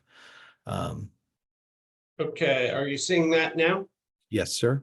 Okay, So the 7 properties and specifically, you know, not the Dollar General, but the Kingsley Drive apartments, the self-storage, the Extra Mart, and Andover Plaza all collect rents. How do those impact their property values, if at all? Because, I mean, how many units does the Washington Street self-storage unit have, and how many units does Whispering Hills have to only be valued at that amount of money? Really doesn't necessarily sit well with me, and I'd like an understanding of that from the assessor to you know, look at how the rents that they're collecting impact their assessed value, because Extra Mart charges rent to the other users of their property, Dunkin' Donuts being specifically one of them. So it's just an understanding. I mean, me as a resident, I'd like to understand that a little bit more. So And how can MTM Corporation, that big building, be only about taxes are only $478?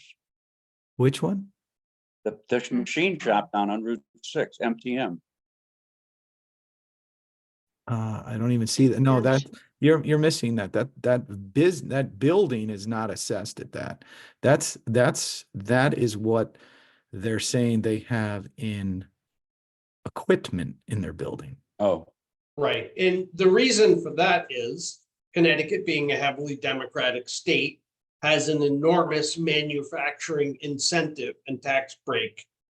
So they pay very little taxes on any of their equipment in that building. And that's a state law. That's not they own an awful lot of personal property. They just don't pay tax on it. Yeah, but that doesn't, I'm disagreeing with you because That shop is full of machines. Right. And Correct. machines are No, supposed to be- okay, let's go back. Let's talk about the top and then we'll go down to the bottom. So Sure. the top is buildings, everybody. So we understand the top, the property owners is the building on the land.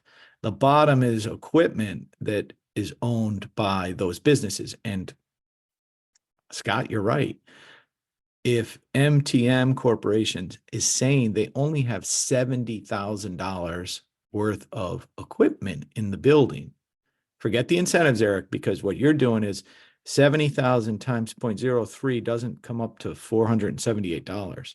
There are credits that are being offset to let them pay $478. The issue that I would have as an accountant and that Scott is asking as a, like, there's equipment in that building. It's only worth $70,000. Are you kidding me? Yeah. That's the issue.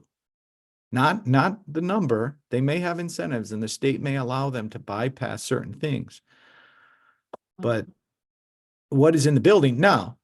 It could be that they bought the equipment 30 years ago and it's depreciated. And as those reports go down, that's fine. But, you know, just as you're doing, Eric, in our town equipment, and you're basically sitting there saying to run an effective business, you have to be able to age out your equipment and replace it.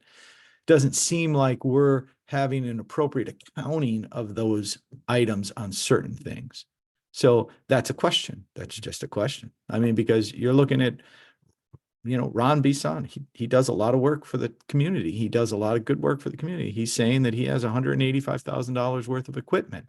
That's excavators, everything else. Okay, that might be right. You look down at the bottom of the list, you know, has 7-Eleven never changed their coolers in the last 10 years? They're only showing $99,000 of equipment. That's and this goes That's the assessment too.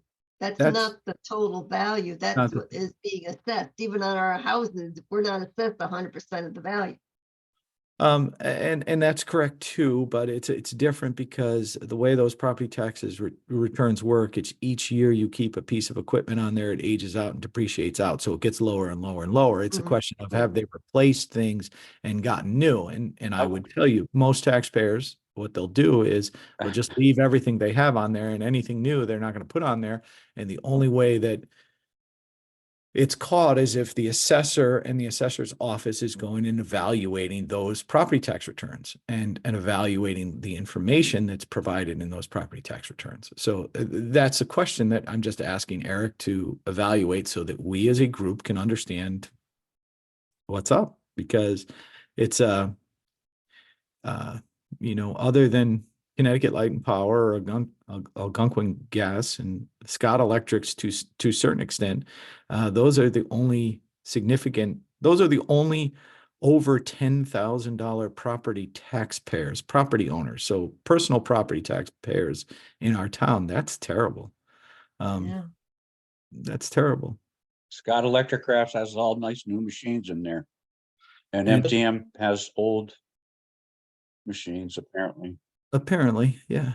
But those are questions for the assessor and how we look at it. But you can easily But what see, you're saying is you want the assessor I would like an understanding. I would like him to sit there. and- to come at this meeting and, because see, I mean, you're asking questions, I certainly. No, listen, don't, you're 100% correct. And as you know, as I've said to you, it's very difficult for residents and even elected officials to understand exactly what occurs within the assessor's office and how it effectively operates. And the assessor's office is our money-making arm. There's no doubt about it. The tax collector is just a bookkeeper and collects the taxes. The assessor's office is the group that sits there and values the property and determines how much they should pay. What I'm driving at is out of the top 20 property, and I gotta phrase it correctly. The top is land, the bottom is equipment. Out of the landowners in town, all the top 20 are in excess of $15,000. on the equipment within our town. And this goes for every business. This is every business that runs out of our town, every landscaper, everything else, everything that goes on in our town. Those values are really low to me. There's only 3 of them that pay over $10,000. That's okay. That's not good for the overall, homeowners in this town. So we have to look at that. This is just information for us. I mean, look at Benjamin Franklin. Now, I'm going to ask the question, Eric, and I don't know this one. This has nothing to do with motor vehicles, correct? Shouldn't. Correct. This shouldn't be motor vehicles. Okay, next Right. month, can you give us the top? Because there's people who own multiple motor vehicles within the town. I would love to know that. Yeah. And the other question is, how many visits has the assessor's office made to these business owners? And I would like to know that because we really don't know. And the assessor's office makes us the money. We all need to understand that the assessor's office makes the community money to be able to pay for all the functions, school, roads, everything. And it would be helpful if we could understand a little bit more of what they do within that office. So, How can a cell tower be worth $100,000? how could it be? How could it possibly be worth less than $1 million? It's a question. How much did it cost to build? I mean, the assessor's office, or this goes into our, these are all supposed to interact. Everything's supposed to interact. I mean, that cell tower was built and a building permit was given to it. It was applied for and given to it. We should know how much money that cost to build. Did they give us the right information is a different question. Did we care that they gave us the right information or didn't care that they give us the right information? This exercise to me as an accountant and as a business owner is the most important exercise we can go through because it's the only way we understand how our community makes money. Now, it might not be the right way to make money. I'm not going to debate that, but it's the only thing we're given right now. So, because every time somebody hangs something from that tower, it's worth more money, right? it should be, yeah. Yeah. So how can it be worth $100,000? Yeah. So those are things that we need to, I mean, really, you ask me,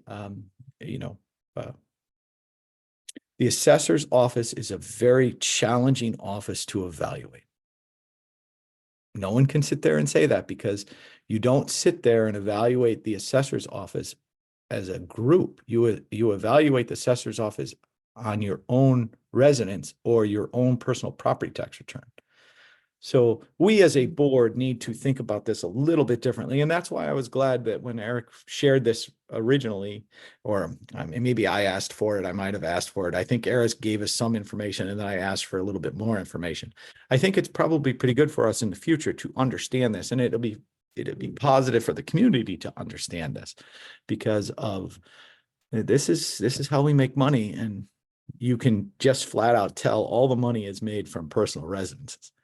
Because if there's 6 businesses here, I'd like to know how many total businesses are on the property owner list. I mean, in total. And yeah, and then I look at this personal property stuff and I'm like, that's kind of low. I mean, that's kind of low. So anyway, I don't have enough information. I just, this is out there for people to understand and look at and try to get an understanding. So T-Mobile Northeast, like Scott says, only pays $6,000 in personal property taxes. AT&T Mobility, $6,000 in personal property taxes. And how much money are they making transmitting those signals across the town of Andover? So Right. Yeah. Okay, anybody have any other issues they wanted to address related to this today? Eric, what I would ask you for is next month, if you can keep the same report and then put on top of it, I'd like to know the taxpayers who pay the most motor vehicle taxes in town. So I'd like the other component, because this is only two of the three components of taxes for the community. The other is motor vehicles, and then there's the supplemental motor vehicle, but motor vehicle is the next one. So, and then we'll sit there and evaluate what we're doing, and we're definitely going to have the assessor come and talk to us. Right? I mean, it sounds like you're gonna want the assessor and you would need because it's not Vision Appraisal that does the commercial appraisal for town. You would need the town's commercial appraiser probably to answer those questions, I'm guessing. You can ask that question. I don't necessarily know there's a commercial appraiser. I think what occurs, Eric, is business owners are required to file a property tax return. All right. Property tax return gets submitted to the assessor's office, and the assessor's office usually just takes the data that's provided. The question that we would want to ask is, how many of those returns are audited or evaluated, and how many visits are made by the assessor to get out to these property owners to determine if they've even reported the appropriate information? Yes, I'm talking about the property evaluation. That is done.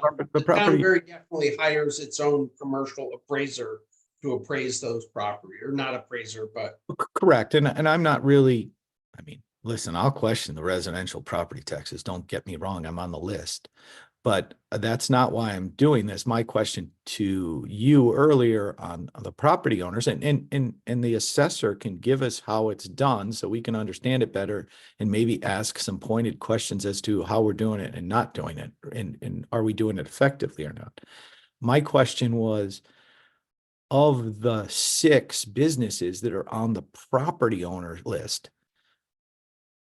4 of them or 5 of them collect rent. And what I was after is, how is the rent evaluated into the whole property value?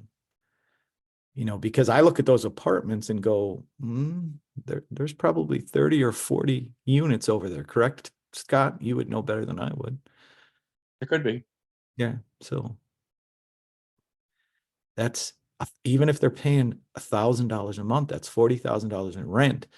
They're not paying $1,000 a month. They're paying $1,500 to $2,000 a month. Let's say $2,000 a month. That's $80,000 a month in rent. And I realize there's expenses to it. I'm not going that way. I'm just asking, does the $80,000 in rent that is being generated impact the property and the assessment value for that property? And that's it. And all I'm trying to do, I'm not trying to pull any of these property taxpayers out or these taxpayers out. I'm just trying to understand how it works, because if we are doing our job, which we haven't done, I haven't done, I'll take responsibility, I haven't done. This is where the money's made. This is how you run your business. And, you know, this is the business of a small town. And we have an issue in that the balance of the revenue generated is generated off of personal residences, and that's fine. But it would be nice to understand exactly how that department runs it and does it, because that's where all the money is. So let's try to get an understanding of how it's made, and then we can do a better job of doing the rest of it. Because if we'd like to do other things, we might have to generate some more money. So if things are not being done correctly on here, maybe it's us as a board calling it out from that department so that we get and generate additional money. So, anybody else have anything related to this? No? Okay. I looked at this and saw how much the New Dollar General brought in. Goes to show you how we need new businesses. Yeah, it would be, and maybe that's also something, and that we sit there as a board and try to figure out ways to assist to generate more money because more businesses need more money means taxes, and more taxes might be able to allow us to do different things, or may be able to allow us to reduce the burden on the personal homeowners, Right. right? Okay. Discussion of extensive tree trimming, Burnett Brook, 7E. Anything, Eric? You ready? No, you're gonna go, Scott? Yeah. Go ahead. So me and Jay went over there and went over the road. And if anybody had been on that road before, you can tell that, you know, it's a very tight road. The trees are growing almost up to the asphalt in many, many locations. You know, it was a dirt road when I was a kid. That they tarred it and the trees are still there growing. So a lot of the big trees along the side on the town's right of way need to be cut down. And it's very extensive. There's a lot of trees that are growing completely over the road from one side to the other. There's a lot of small trees that are growing that in their right of way also that need to be trimmed out of there now. There's a lot of dead trees. The trees are so close to the side of the road in some areas that the plows could possibly, in a big snowstorm, if you lost your sight or something, you could easily hit the trees, some of those huge trees that are down in there. So it's going to be a big change on that road. So the public needs to know that it's going to be a big change, but it's for the good of the road actually, and for, you know, safety. So just so I understand this, what, Eric, when is this potentially going to start? There's no time schedule yet because it has to be talked about a little bit. It has to be, they're trying to get Eversource to do, you know, a split with us again, half and half. They do pay for half of it and we pay for half of it. There's a lot of legwork to be done prior to this, and we're not marking any trees yet. So it is pretty bad up there. That Eric, probably goes into next budget season. okay. So it's a problematic road. We've got to try to fix it, but we're not there yet. It's not like you're starting this within the next No. couple months. No, the reason Jay wanted the Board of Selectmen to understand and be on board with this is because what he's proposing is trimming extensively enough that it will change the character of the road. And, you know, that's what he thinks we should do, but he also wants you all to understand that that's what he's proposing, because ultimately you're the ones that are going to get the complaints from residents, you know, if we do this potentially. Okay, so it's complaints from residents about trees or complaints from residents about the road. So we're just Both. making an evaluation. Both. Okay. All right. Start the subject, start the conversation. Okay. Paula, is it possible to put something up on Facebook to sit there and see the pushback and say, hey, listen, we're anticipating a significant level of tree trimming to be done on Burnett Brook. This is the reason why we're doing it, because the trees are too close to the road. They're impacting the roads. And this is a plan to happen over the next 18 to 24 months. Is there any real feedback that can come back to us? So is that possible? I think the best way to do it is to set up an email that people could, because if you put a post out there, people are going to comment, and then somebody has to take all those comments and bring it somewhere else.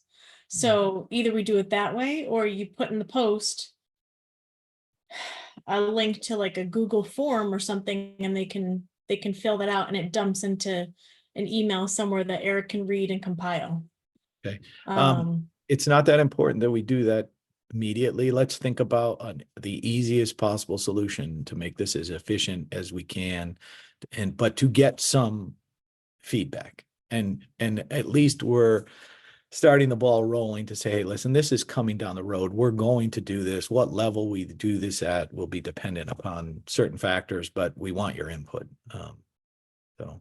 Yeah, so we can, I mean, I don't know if you want it in a survey fashion, but we can put a survey out there, or we can do like a form where they fill out their concerns and then we take that and it dumps somewhere where we Got it. can look at it. I don't think you really should approach it that way. I think that then there has to be. You know. It's, I mean, I it's- can't believe there's that many residents on that road. I think that all of them would probably be happy if those trees were gone myself. I mean, maybe we do what we're doing for the Joshua Trust property as we evaluate the abutting residents on the road and we tell them what our plan is. Yeah, why can't we send a letter and say if you have questions or concerns? I think that's the better route, because if you put it out there on Facebook, then people who it doesn't affect are going to comment, and it's just going to muddy the message. Okay. So So I then think let's try to do it that way. So Eric, what we're going to do is try to get letters out to the people that are on Skinner Road initially, and I'll Not sit. Skinner Road. Burnett Brook Road. I'm Burnett sorry. Brook. Burnett Used to Brook. be called Skinner Road. I The know. old Skinner Road. The old Skinner Road. I apologize. Okay. Anything else related to that topic, Scott? And Eric? do you really want to set the precedent that every time you're doing tree work on a road, you're going to do that? Because the next time you cut on Gilead, people are going to come back to you and say, well, you pulled everybody here. How come you didn't pull us? Don't. Well, I don't necessarily know I want you to pull them. I want you to tell them it's our plan to do road work. That would be a better message. Jeff. It's our plan to do Much road better work. message. Please let us know. And Eric's right If you have about any that. concerns, if you It have has any to be concerns, done. here's what's going to happen. It's got to get done. And they'll probably not respond to the letter, but our plan is to do road work and extensive tree work on this road. It will occur within the next, 18 months. We're just letting you know that. If you have any issues related to Right. this, let us know. Right. Okay. It's in the town's right of way, right? Yeah. Yes. So. Yep. Again, this is one of those issues that's just like what we talked about with Joshua's Trust. You will never make everybody happy, but you got to make decisions. So It's better Eric, to give them a long gotta time get to, done. It's gonna- digest this. Why didn't you notify everyone when you did this trail on Skinner Road? And let everybody know. And now Sherry, I appreciate, but you can't speak during meetings. You have to wait till public speak. I understand, but please don't do that. It's the issue that, you're gonna end up getting stuff done. So we're gonna do it. But we're trying to be considerate of other people's feelings and other people's issues. So, okay. So we're now moving on to F, a ride for CCAP. Eric, anything on this? You asked it to go back to the board because the whole board had not approved it. I was presented with an event permit I needed to sign. Eric, please explain this race so that I can get the board's approval to sign that. It's a fundraiser they do every year. They use town streets. They ride on it. That I have the authority to sign for, but they also requested to use the old firehouse to put a porta potty on and have essentially a rest station for the ride.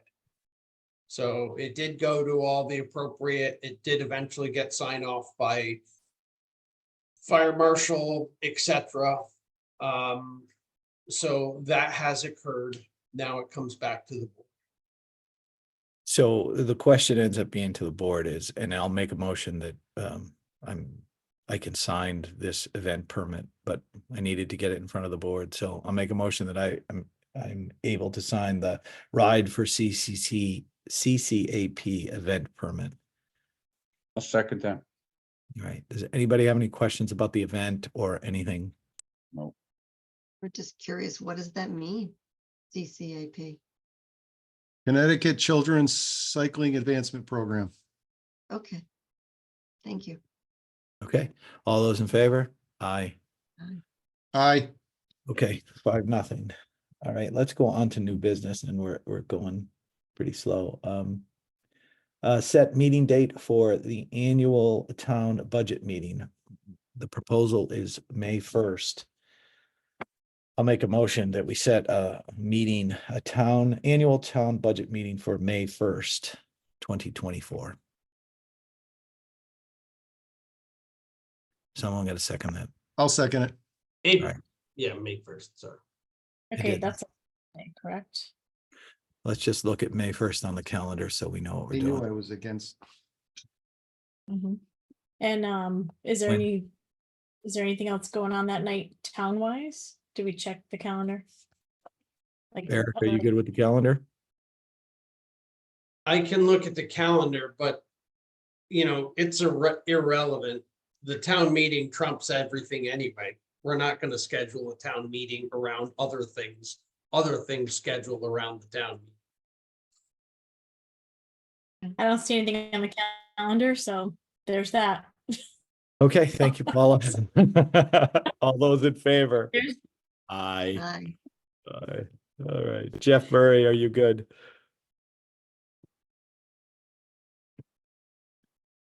Right. Jeff Murray abstained. So. all No, right. I was a yes. You're a yes. Okay, you were muted. All right.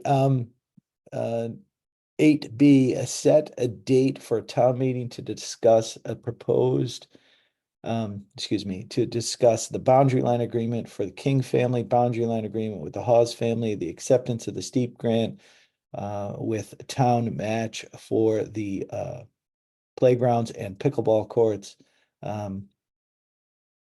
purchase and lease of a roadside motor, zoning violation, fine ordinance, failure to get a permit, post a bond for work or in the town right away, fine ordinance, and an ordinance for commission on aging. The potential dates, proposed dates are Tuesday, April 23rd or Monday, April 29th. I have to get an answer on that one. I'm thinking the 23rd might be the best day for me, but I guess that doesn't really see- matter. Can you say those dates again, please? The- They had April April 23rd, 23rd. May 29th.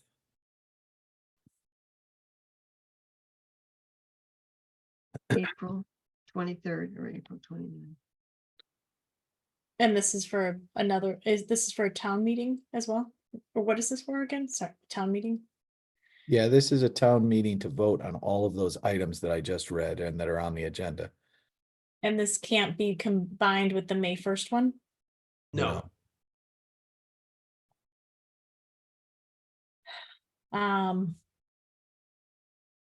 I wonder if you'll get a better turnout if you do it on the 29th.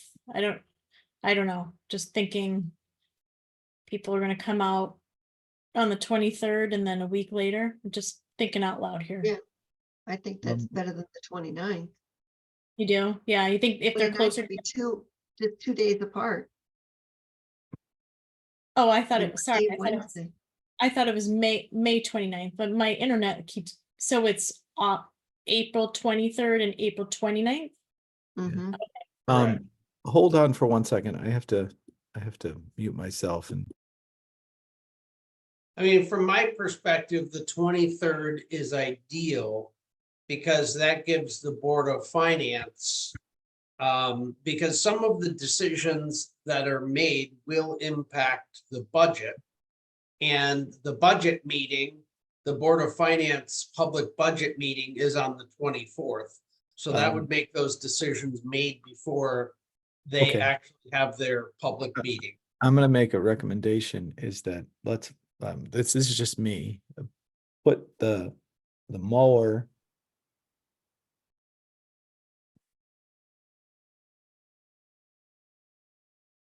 Oh, man, that's a.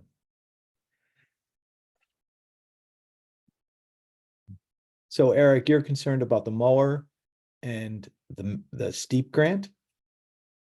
Related to the budget, this current budget? The mower is the only thing that has a major impact on the budget.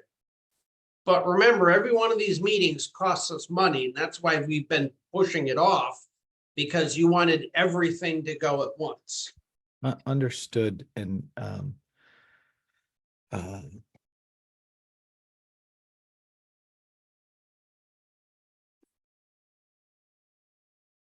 I'm gonna recommend that we put the purchase of and the lease of the roadside mower on the town meeting, but the budget meeting. Can we do that, just that one item, and put that in the front of this whole thing?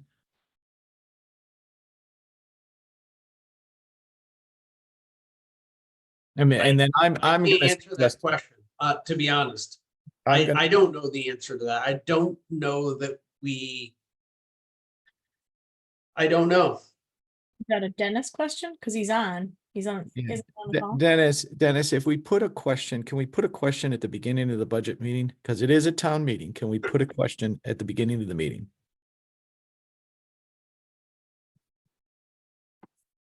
You're muted. You got to unmute yourself. Can anybody unmute him, or he has to do it on his phone? Yes, do. What is it? Star? I think it's star 8. He knows. He might. Maybe he's stepped away from his desk. Okay. I think the meeting on the 23rd or the 29th to do this, to do all the other items, is probably a little too tight, Eric. Dennis, are you with us? No. Okay. So I'm going to suggest we push that. But the only problem is we push it into May, we're pushing it into issues related to if the budget doesn't pass, what are we doing then? And then we got referendums and everything else. I'm not sure that we'll be ready for that meeting in 2 weeks. That would be my concern, and my concern for Attorney O'Brien, because there's a lot of issues here that he's worked on, but he has to finalize before then. So I would sit there and recommend that we push that off, and we do that meeting, the town meeting, in June, but we have to do the mower before the budget because it impacts the budget, correct? It does impact the budget, I think that's a good way of looking at it. Yeah. but I don't think it can be done at the same time as the annual budget meeting, but that's not my area of expertise. Okay, Dennis, if you're listening to us, can you text me if that's possible? If you can't do it, because he's still muted.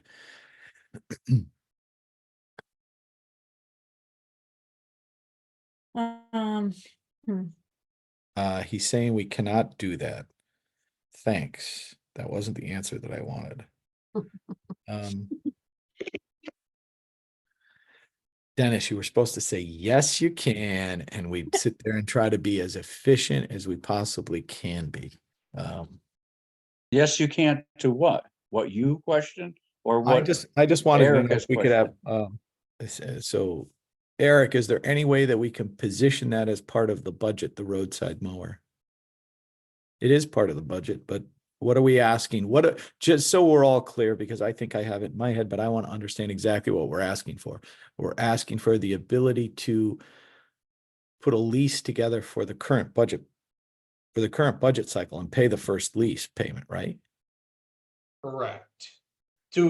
Basically, we're asking to agree to lease this vehicle now and sign a contract now so we can get an existing one that's built that's cheaper than waiting, for the build time and getting one 8 months from now. So a decision that this board should be able to make in 2 seconds, we have to go to town meeting to sit there and get it approved. Okay. Yes. Very poor.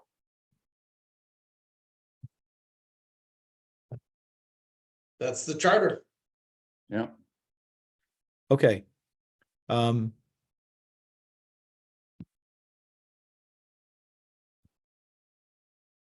that should be the only, I mean, that's gonna be the only part, the only item on this town, and I'd like, look, why are we having a town meeting to do that? Let's just do it as part of the budget item. Let's put it in the beginning. Let's have people vote on it. We'll So have the majority. You don't want to buy it this year, you want to buy it next year. No. I want to buy it this year. I want to put the question on the budget meeting. Actually, this is how I want to do it. I want to have 2 town meetings back to back. I want to have the first town meeting. And I want to have it just be the mower. And we vote on it before the budget meeting, and then we have the budget meeting same day, same time, same group of people.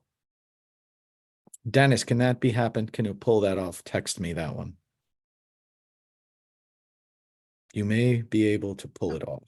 Okay.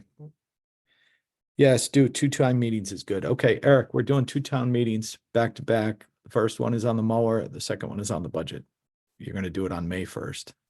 Okay, so none of those other things you want to bring up. We're going to have to schedule another town meeting because we're going to have to do that separately to sit there and push it after the budget cycle. So sometime in June, I would guess would be the best thing to do related to that. Okay. Apologize for that, but I think that will probably work. Fine, but I want it. I'm going to ask if someone can mute individuals on the meeting.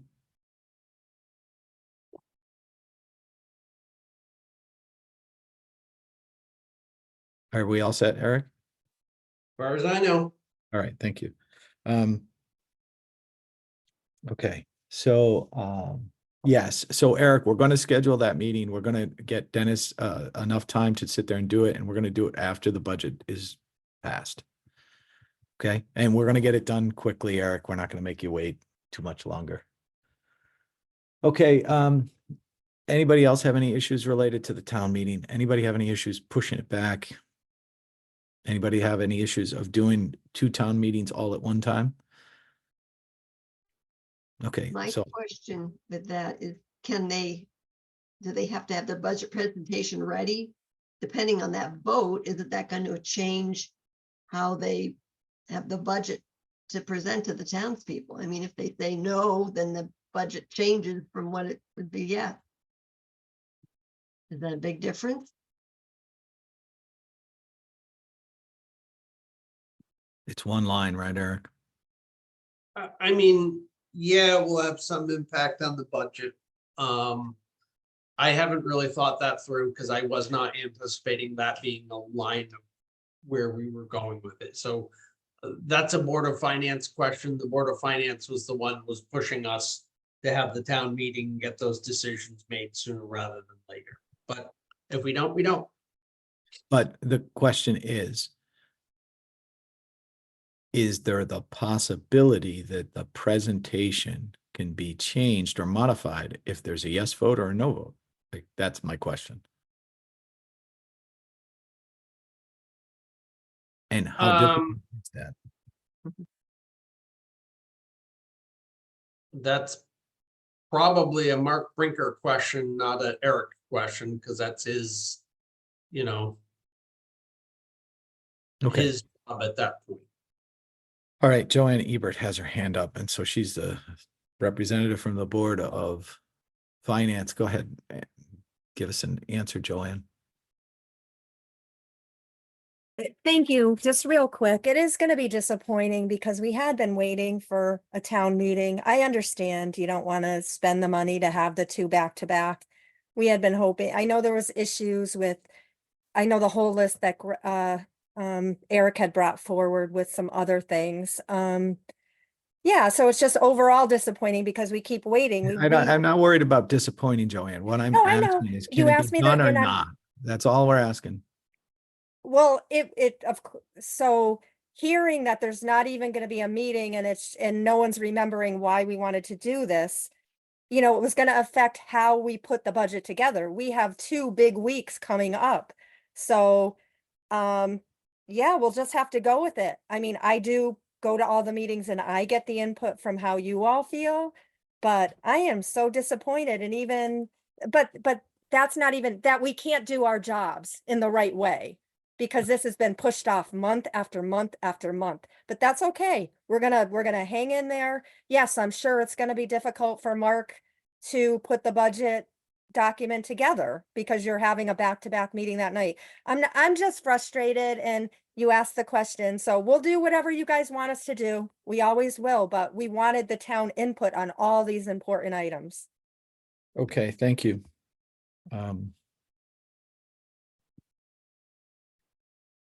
How much, okay, how much is it to do another meeting?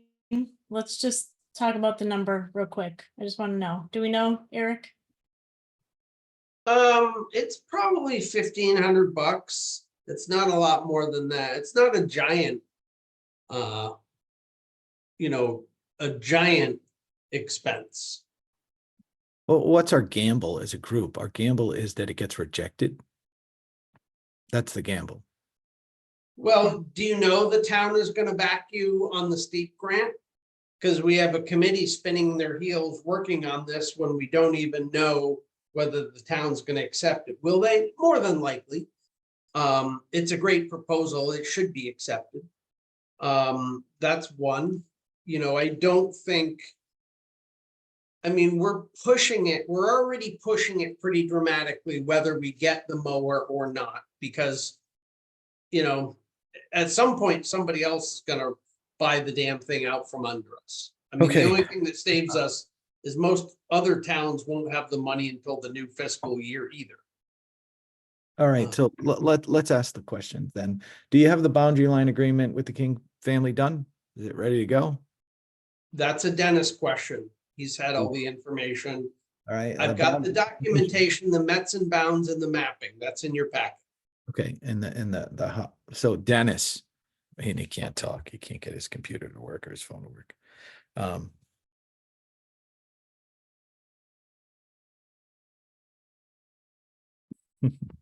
It's Is he 2 able to weeks. check It's 2 weeks. or not? It's 2 weeks for our town attorney to do all that work. Then we can't do it. It's that simple. All right, but Dennis was saying that doesn't mean we can't do the two things that you want to really get done, which would mean we just have to have a different town meeting. So can we have a town meeting on the mower and on the steep grant? Sure. Yep. All right.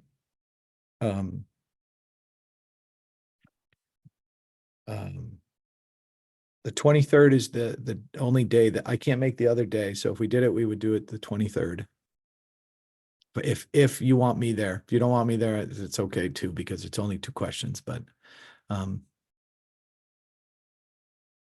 if we're gonna do that and have the meeting before the budget meeting, it's the 23rd would be the day I would ask everybody to consider.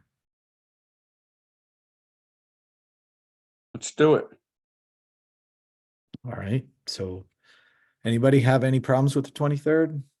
We'll just go? No? All right, so I'm gonna make a motion. No, don't base it on me, but I'm a possibility that I might not be there that night, so, Okay, but the majority rules, so. all right, so We don't need the full board anyway, right? we don't, but Yeah, it's just a it always public. helps, yeah, it's just. Yep. So I'm gonna make a motion that we set a town meeting for Tuesday, April 23rd to discuss the purchase and lease of a roadside mower and the acceptance of the steep grant for the town recreation area for the playground and the pickleball courts. Second, Right. Further discussion? All those in favor? Aye. Okay, and then just to sit there and the other items, we're going to have to sit there and schedule that meeting when Dennis O'Brien gives us a date and a timeline that he can complete all of the other items so that we can do it all at one time. All right, 8C, the e-bike loaner program. Eric, Sorry, Dennis was calling me. his phone. You can call you. Dennis, you're done. Sorry. Eric, e-loaner, e-bike, e-bike. Yep, so I submitted the grant, but we obviously don't have to accept it, even if we get it. What are your questions relative to that? I gave you the basic outline of the details. I asked Kerma for an evaluation of that. They will get back to me eventually. Probably not in the next month, but I mean, eventually we'll get something back from Kerma. I don't have any issues. I think it's great that you applied for the grant. Well, let's see if we get it. If we get it, then we can sit there and make some decisions. Anybody else have any other issues? Okay. Right. Um, There's a lot of issues that go along with Yeah, it though, right? but we're gonna discuss them, right? If the grant's approved, we're not, just because the grant's approved, we're not gonna move ahead with this, correct? correct. We Okay. don't. Because there is a lot of liability issues and usage issues that we really need to iron out. And who's gonna run the program? Who's gonna maintain the bikes, Who's gonna maintain the bikes? brought back in. all usable good, condition. all good things that we should have on the agenda, and hopefully if the budget passes and we have a person at the community center running those things, they can be part of that program. That's how I would look at it. But we don't have to accept the grant if we get it. We should accept the grant if we get it, and we should figure out how to do it. But those are all issues that we can work on. That sounds like an excellent thing. Okay. 8D, charter revision, panel discussion. I asked Eric to put this on the agenda. I want to sit there and, empower another charter revision group. All we need to do today is agree to do it, because what I would like to do is get everybody's opinions on what we need to revise in the charter, because coming to a presidential election, there'll be a tremendous turnout. And if we're going to do charter revision, we should always do it on a presidential election vote. And so that is what I'm after. So, and with a certain timing, I have some available free time, and my goal is to sit there and work on that. So, All right. So you would need a motion for that, Jeff? yeah, I just need a motion to, and I'll make it. Jeff, it's- Dennis Jeff. O'Brien, oh my God, technology finally. I finally got in with your cockamamie system, but I'm a little bit upset about this town meeting thing. All the ordinances that I've done, they're all done. Okay, I've done like tons of them. I sent them to Eric. Some of them are on the agenda, some of them are not, but those are all done and ready to go. I could go with those tomorrow. The Mhm. only thing I haven't done is I haven't created the documents for the King property. I need Eric to help me with that, but I can do that. And Okay, so all that Dennis, stuff should go on town meeting. okay, that's fine, but we're gonna have to If do you're it. gonna do it We're gonna, now- Dennis, we're gonna have to do another town meeting anyway. All right. I just don't want to wait forever on all these ordinances. I spent a lot of time going over all No, those. we're going to get them all done. We're going to get them all Okay. done. I The issue promise is I will not do- that we're not gonna have a second meeting. It's just that if we don't do a meeting by the 20th, so if you're telling me you don't have the King document done and you won't have that No. done by the, no, listen, you don't have that done I by the don't- 23rd? I will get it done. I will do whatever I need to do. Oh, That's what I do. Okay, but I need to sit down with Eric to help me. Okay? All right, Eric? Yep, that's fine. okay. Good. So, Okay, I'm so, all- so now game. Dennis, you sat there and said you. Charter you Commission, said, all no, you need to listen, do- listen, my friend. I've got to cut. Come on, I'm all fired up. 1 second. I gotta go backwards. If you're fired telling, up. you sent me a text saying that you could not do the 23rd. It's too soon. And I now can do you're it. I can speaking do to it. us, I can- you're speaking to us and you're telling us you can do it. Can you do it? Yes, I Okay. it was I said I couldn't do it because I have a Okay. conflict that night, Okay. but I will be there. I'm Just sorry. I love I'm all you going- people I'm so okay. much. Listen, Dennis, I'm Right. going to revise my motion for the town meeting. All right. Okay? Yeah. If nobody on the board of selectmen has a problem now that we can hear from the town attorney, I'm gonna sit there and go, or I'm gonna make a motion that we authorize, or we set a date, a meeting date for a town meeting of April 23rd to bring to town meeting a boundary line agreement with the King family, a boundary line agreement with the Hawes family, acceptance of the steep grant between the state and the town for the recreational field, playground, and pickleball courts, purchase and lease of a roadside motor for the Department of Public Works, a zoning violation ordinance, a failure to get a permit and post a bond for work in the town right of way, and an ordinance for the Commission on Aging. Yeah, that's good. Dennis, I have many. Dennis, second. Dennis. I'll second that, Jeff. All right, thank you, Scott. Sorry. Any further Sorry, I discussion? apologize. Mute yourself now. No. Any further discussion? I'll never get back in. All right, all in favor? Aye. So we're moving forward with a town meeting to do all of the items that have been listed on the agenda, and it's going to be scheduled for April 23rd, 7 p.m. At the community room, Eric, or at the gym, at the community room. I think that's not going to be big enough. We can do that in the community room. All right, community room. Okay. All right. Dennis, thank you very much. We do appreciate all your efforts. You're welcome, Jeff. Thank you, Dennis. Thank you very much. Okay. All right. I'm glad I was able to get in. There you go. All right, okay. on the charter revision, Yes, sir. you just need a motion to create a commission. Okay. That's that's all you need to do tonight, but you're gonna have to somehow appoint the commission within 30 days.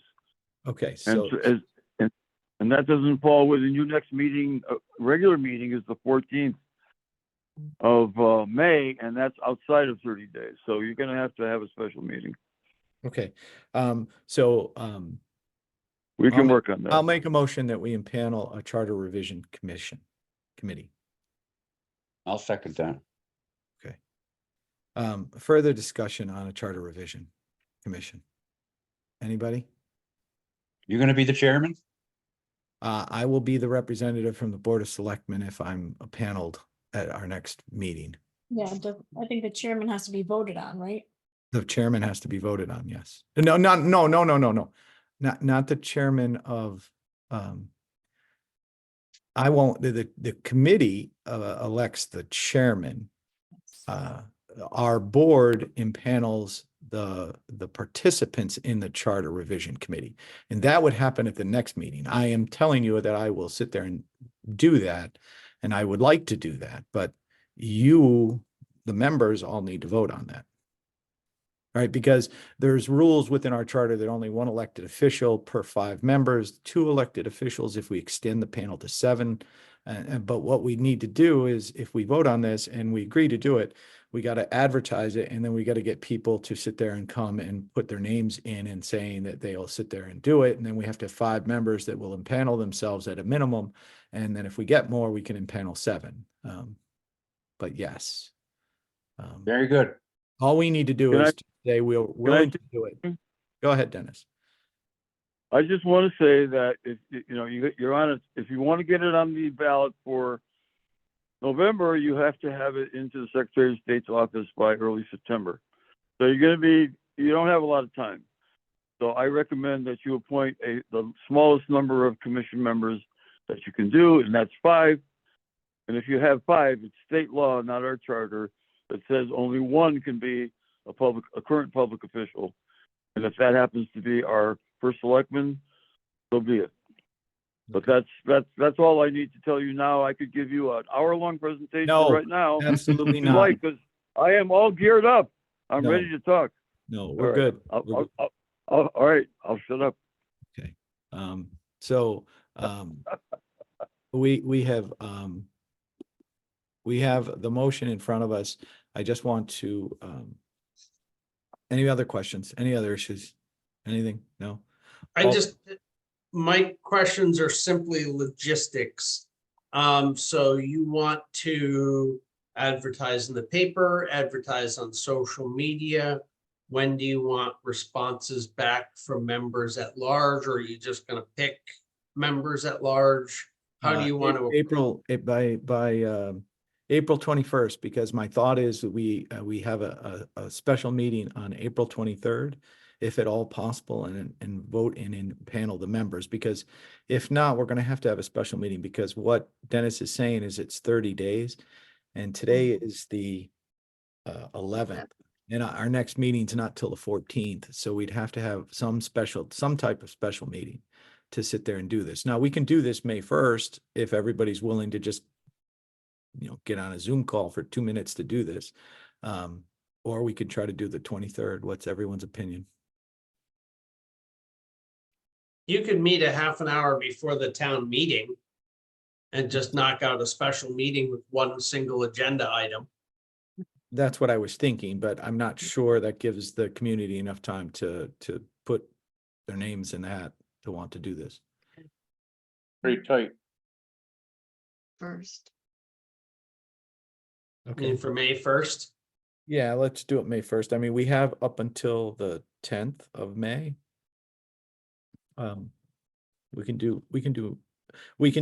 We want, Eric, logistics, we want everybody to, who wants to participate to have, a letter of,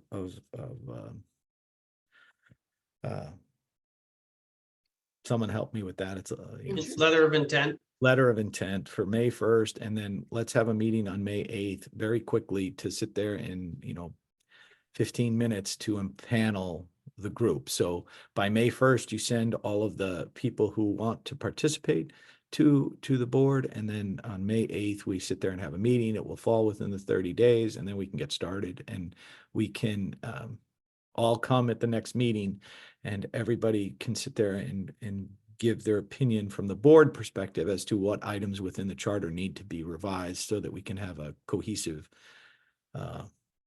analysis of the charter and try to sit there and get something passed in November. So we haven't voted. So those are the logistics that I think would work the best if everybody can sit there and do it. So all those in favor of impaneling a charter revision committee? Aye. Okay. Okay. All right. Everybody needs to read the charter quick. Yeah. So I think that's everything from new business. So item 9, approval of minute meetings for March 11th, 2024. I'll make a motion to accept the meeting minutes of March 11th, 2024. Seconded. All right, all those in favor? Aye. All right. Treasurer's report. Eric, are there any items that you want to address within the treasurer's report, or anything that you need to call out to us? Nope. Anybody have any questions related to the treasurer's report? Okay. Tax collector's report. And there's some refund requests. Is that accurate, Eric? Yeah, it looks like there's only one refund request for $66.40. Okay. Let's sit there and get to it. That is page 61 of the packet. Yeah.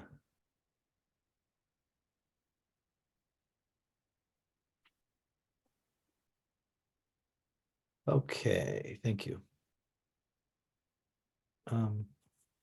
I'll make a motion that we approve a refund of excess payments for a resident for Lauren M. Carrera for $66.40. I'll second. All right, further discussion, all those in favor? Aye. Aye. Okay. I'm assuming that was 5-0. I didn't sit there and see anything.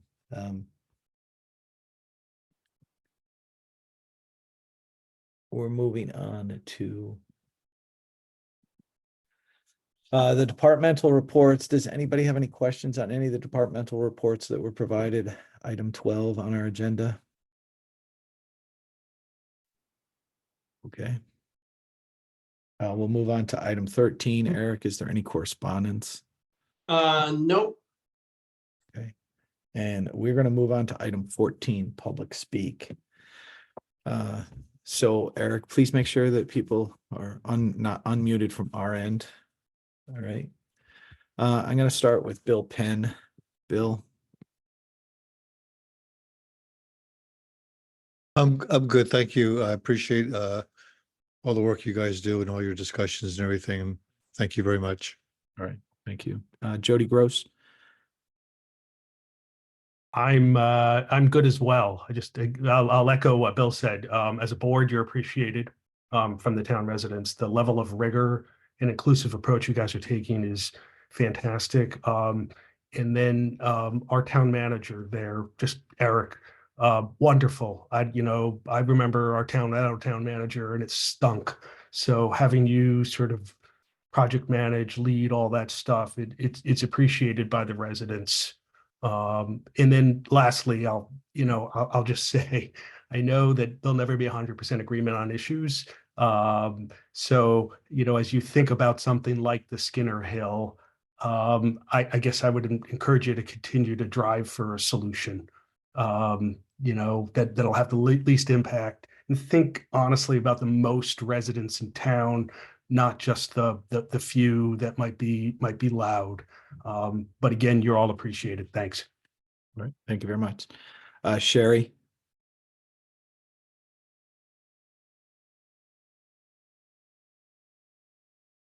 I would like everybody to think about how this would be violating me as a person and as the only safety I have right now.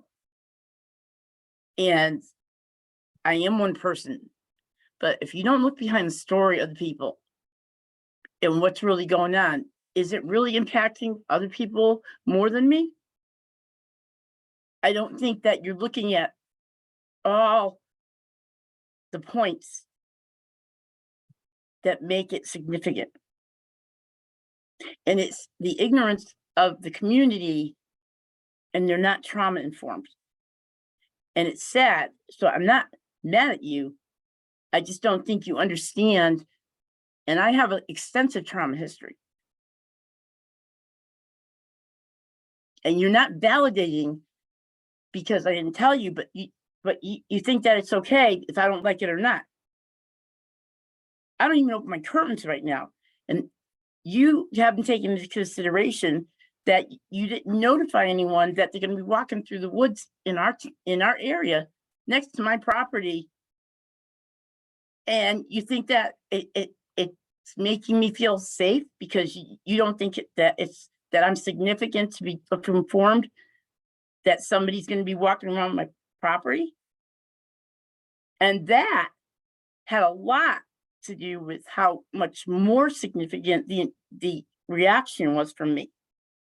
So I think that as a board and the town manager should think about not only where people live, but where they're at. And is it really impacting someone less or more than the others? And I live alone and I'm a widow.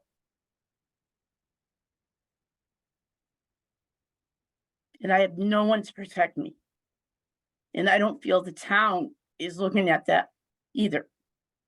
Thank you. All right, thank you, Sherry. Diane Grenier. Yes, good evening. On the issue of the Joshua Tree, the new entrance from Wheeling Road, I'm surprised that Jeff Murray is not recusing himself from the discussion and the vote, as he has a personal interest in this issue. I mean, I understand his concern and whatever, but as a member of the Board of Selectmen, a voting member, I think it's inappropriate that he should be involved in the discussion and the voting on an issue where he has a personal interest. And Okay. that's it. Anything else, Diane? No, that's pretty much it. Thank you all for all you do. It's always interesting to tuning into these meetings. Thank Okay. you. Thank you very much. Joanne Ebert. I just wanted to comment too on the discussion. I can appreciate a good discussion on an issue, and I think a good board should be made up of people that aren't afraid of, having opposing opinions. I'm always outspoken on the board that I'm a part of, and I know that sometimes people get taken aback, but I don't have a problem. I would rather say an issue to someone's face or to bring up an issue rather than to do it, behind the scenes. That's just the type of person I am. I was kind of siding with Paula on this issue with what she brought up, It's wonderful that Joshua Trust wants to be involved and do a lot for the town. But, with the changes and everything, I think it is good that the public's aware of that. And if it becomes too much of an issue, I see their part too. They're coming back and forth each month, and they just want a decision, because if Andover doesn't take it on, then they're gonna go somewhere else. Yeah, that's what I wanted to say on that. I look forward to seeing how that goes. And again, it's really good to have debate. If everybody agreed on everything, then it wouldn't come to pass. So that's why I appreciate everyone's opinions when I listen, and why I really do want to hear from the town on a lot of issues where decisions are going to be made. Thank you so much. All right, thank you. I think I covered everyone. Is that accurate? I didn't miss anybody, leave anybody out? I believe so. Okay. All right, we're on to our last item on the agenda. Item 16. Oh, no, I'm sorry. We have an executive session. Well, I'm going to thank the members of the public for joining us. Eric, we need to sit there and I'm going to make a motion to move into executive session and remove all of the members, and I'm going to recommend that we invite Eric Anderson, Town Administrator, and Town Attorney Dennis O'Brien. Anybody want to make a second that one? Then let's get this started. And seconded it. All those in favor? Aye.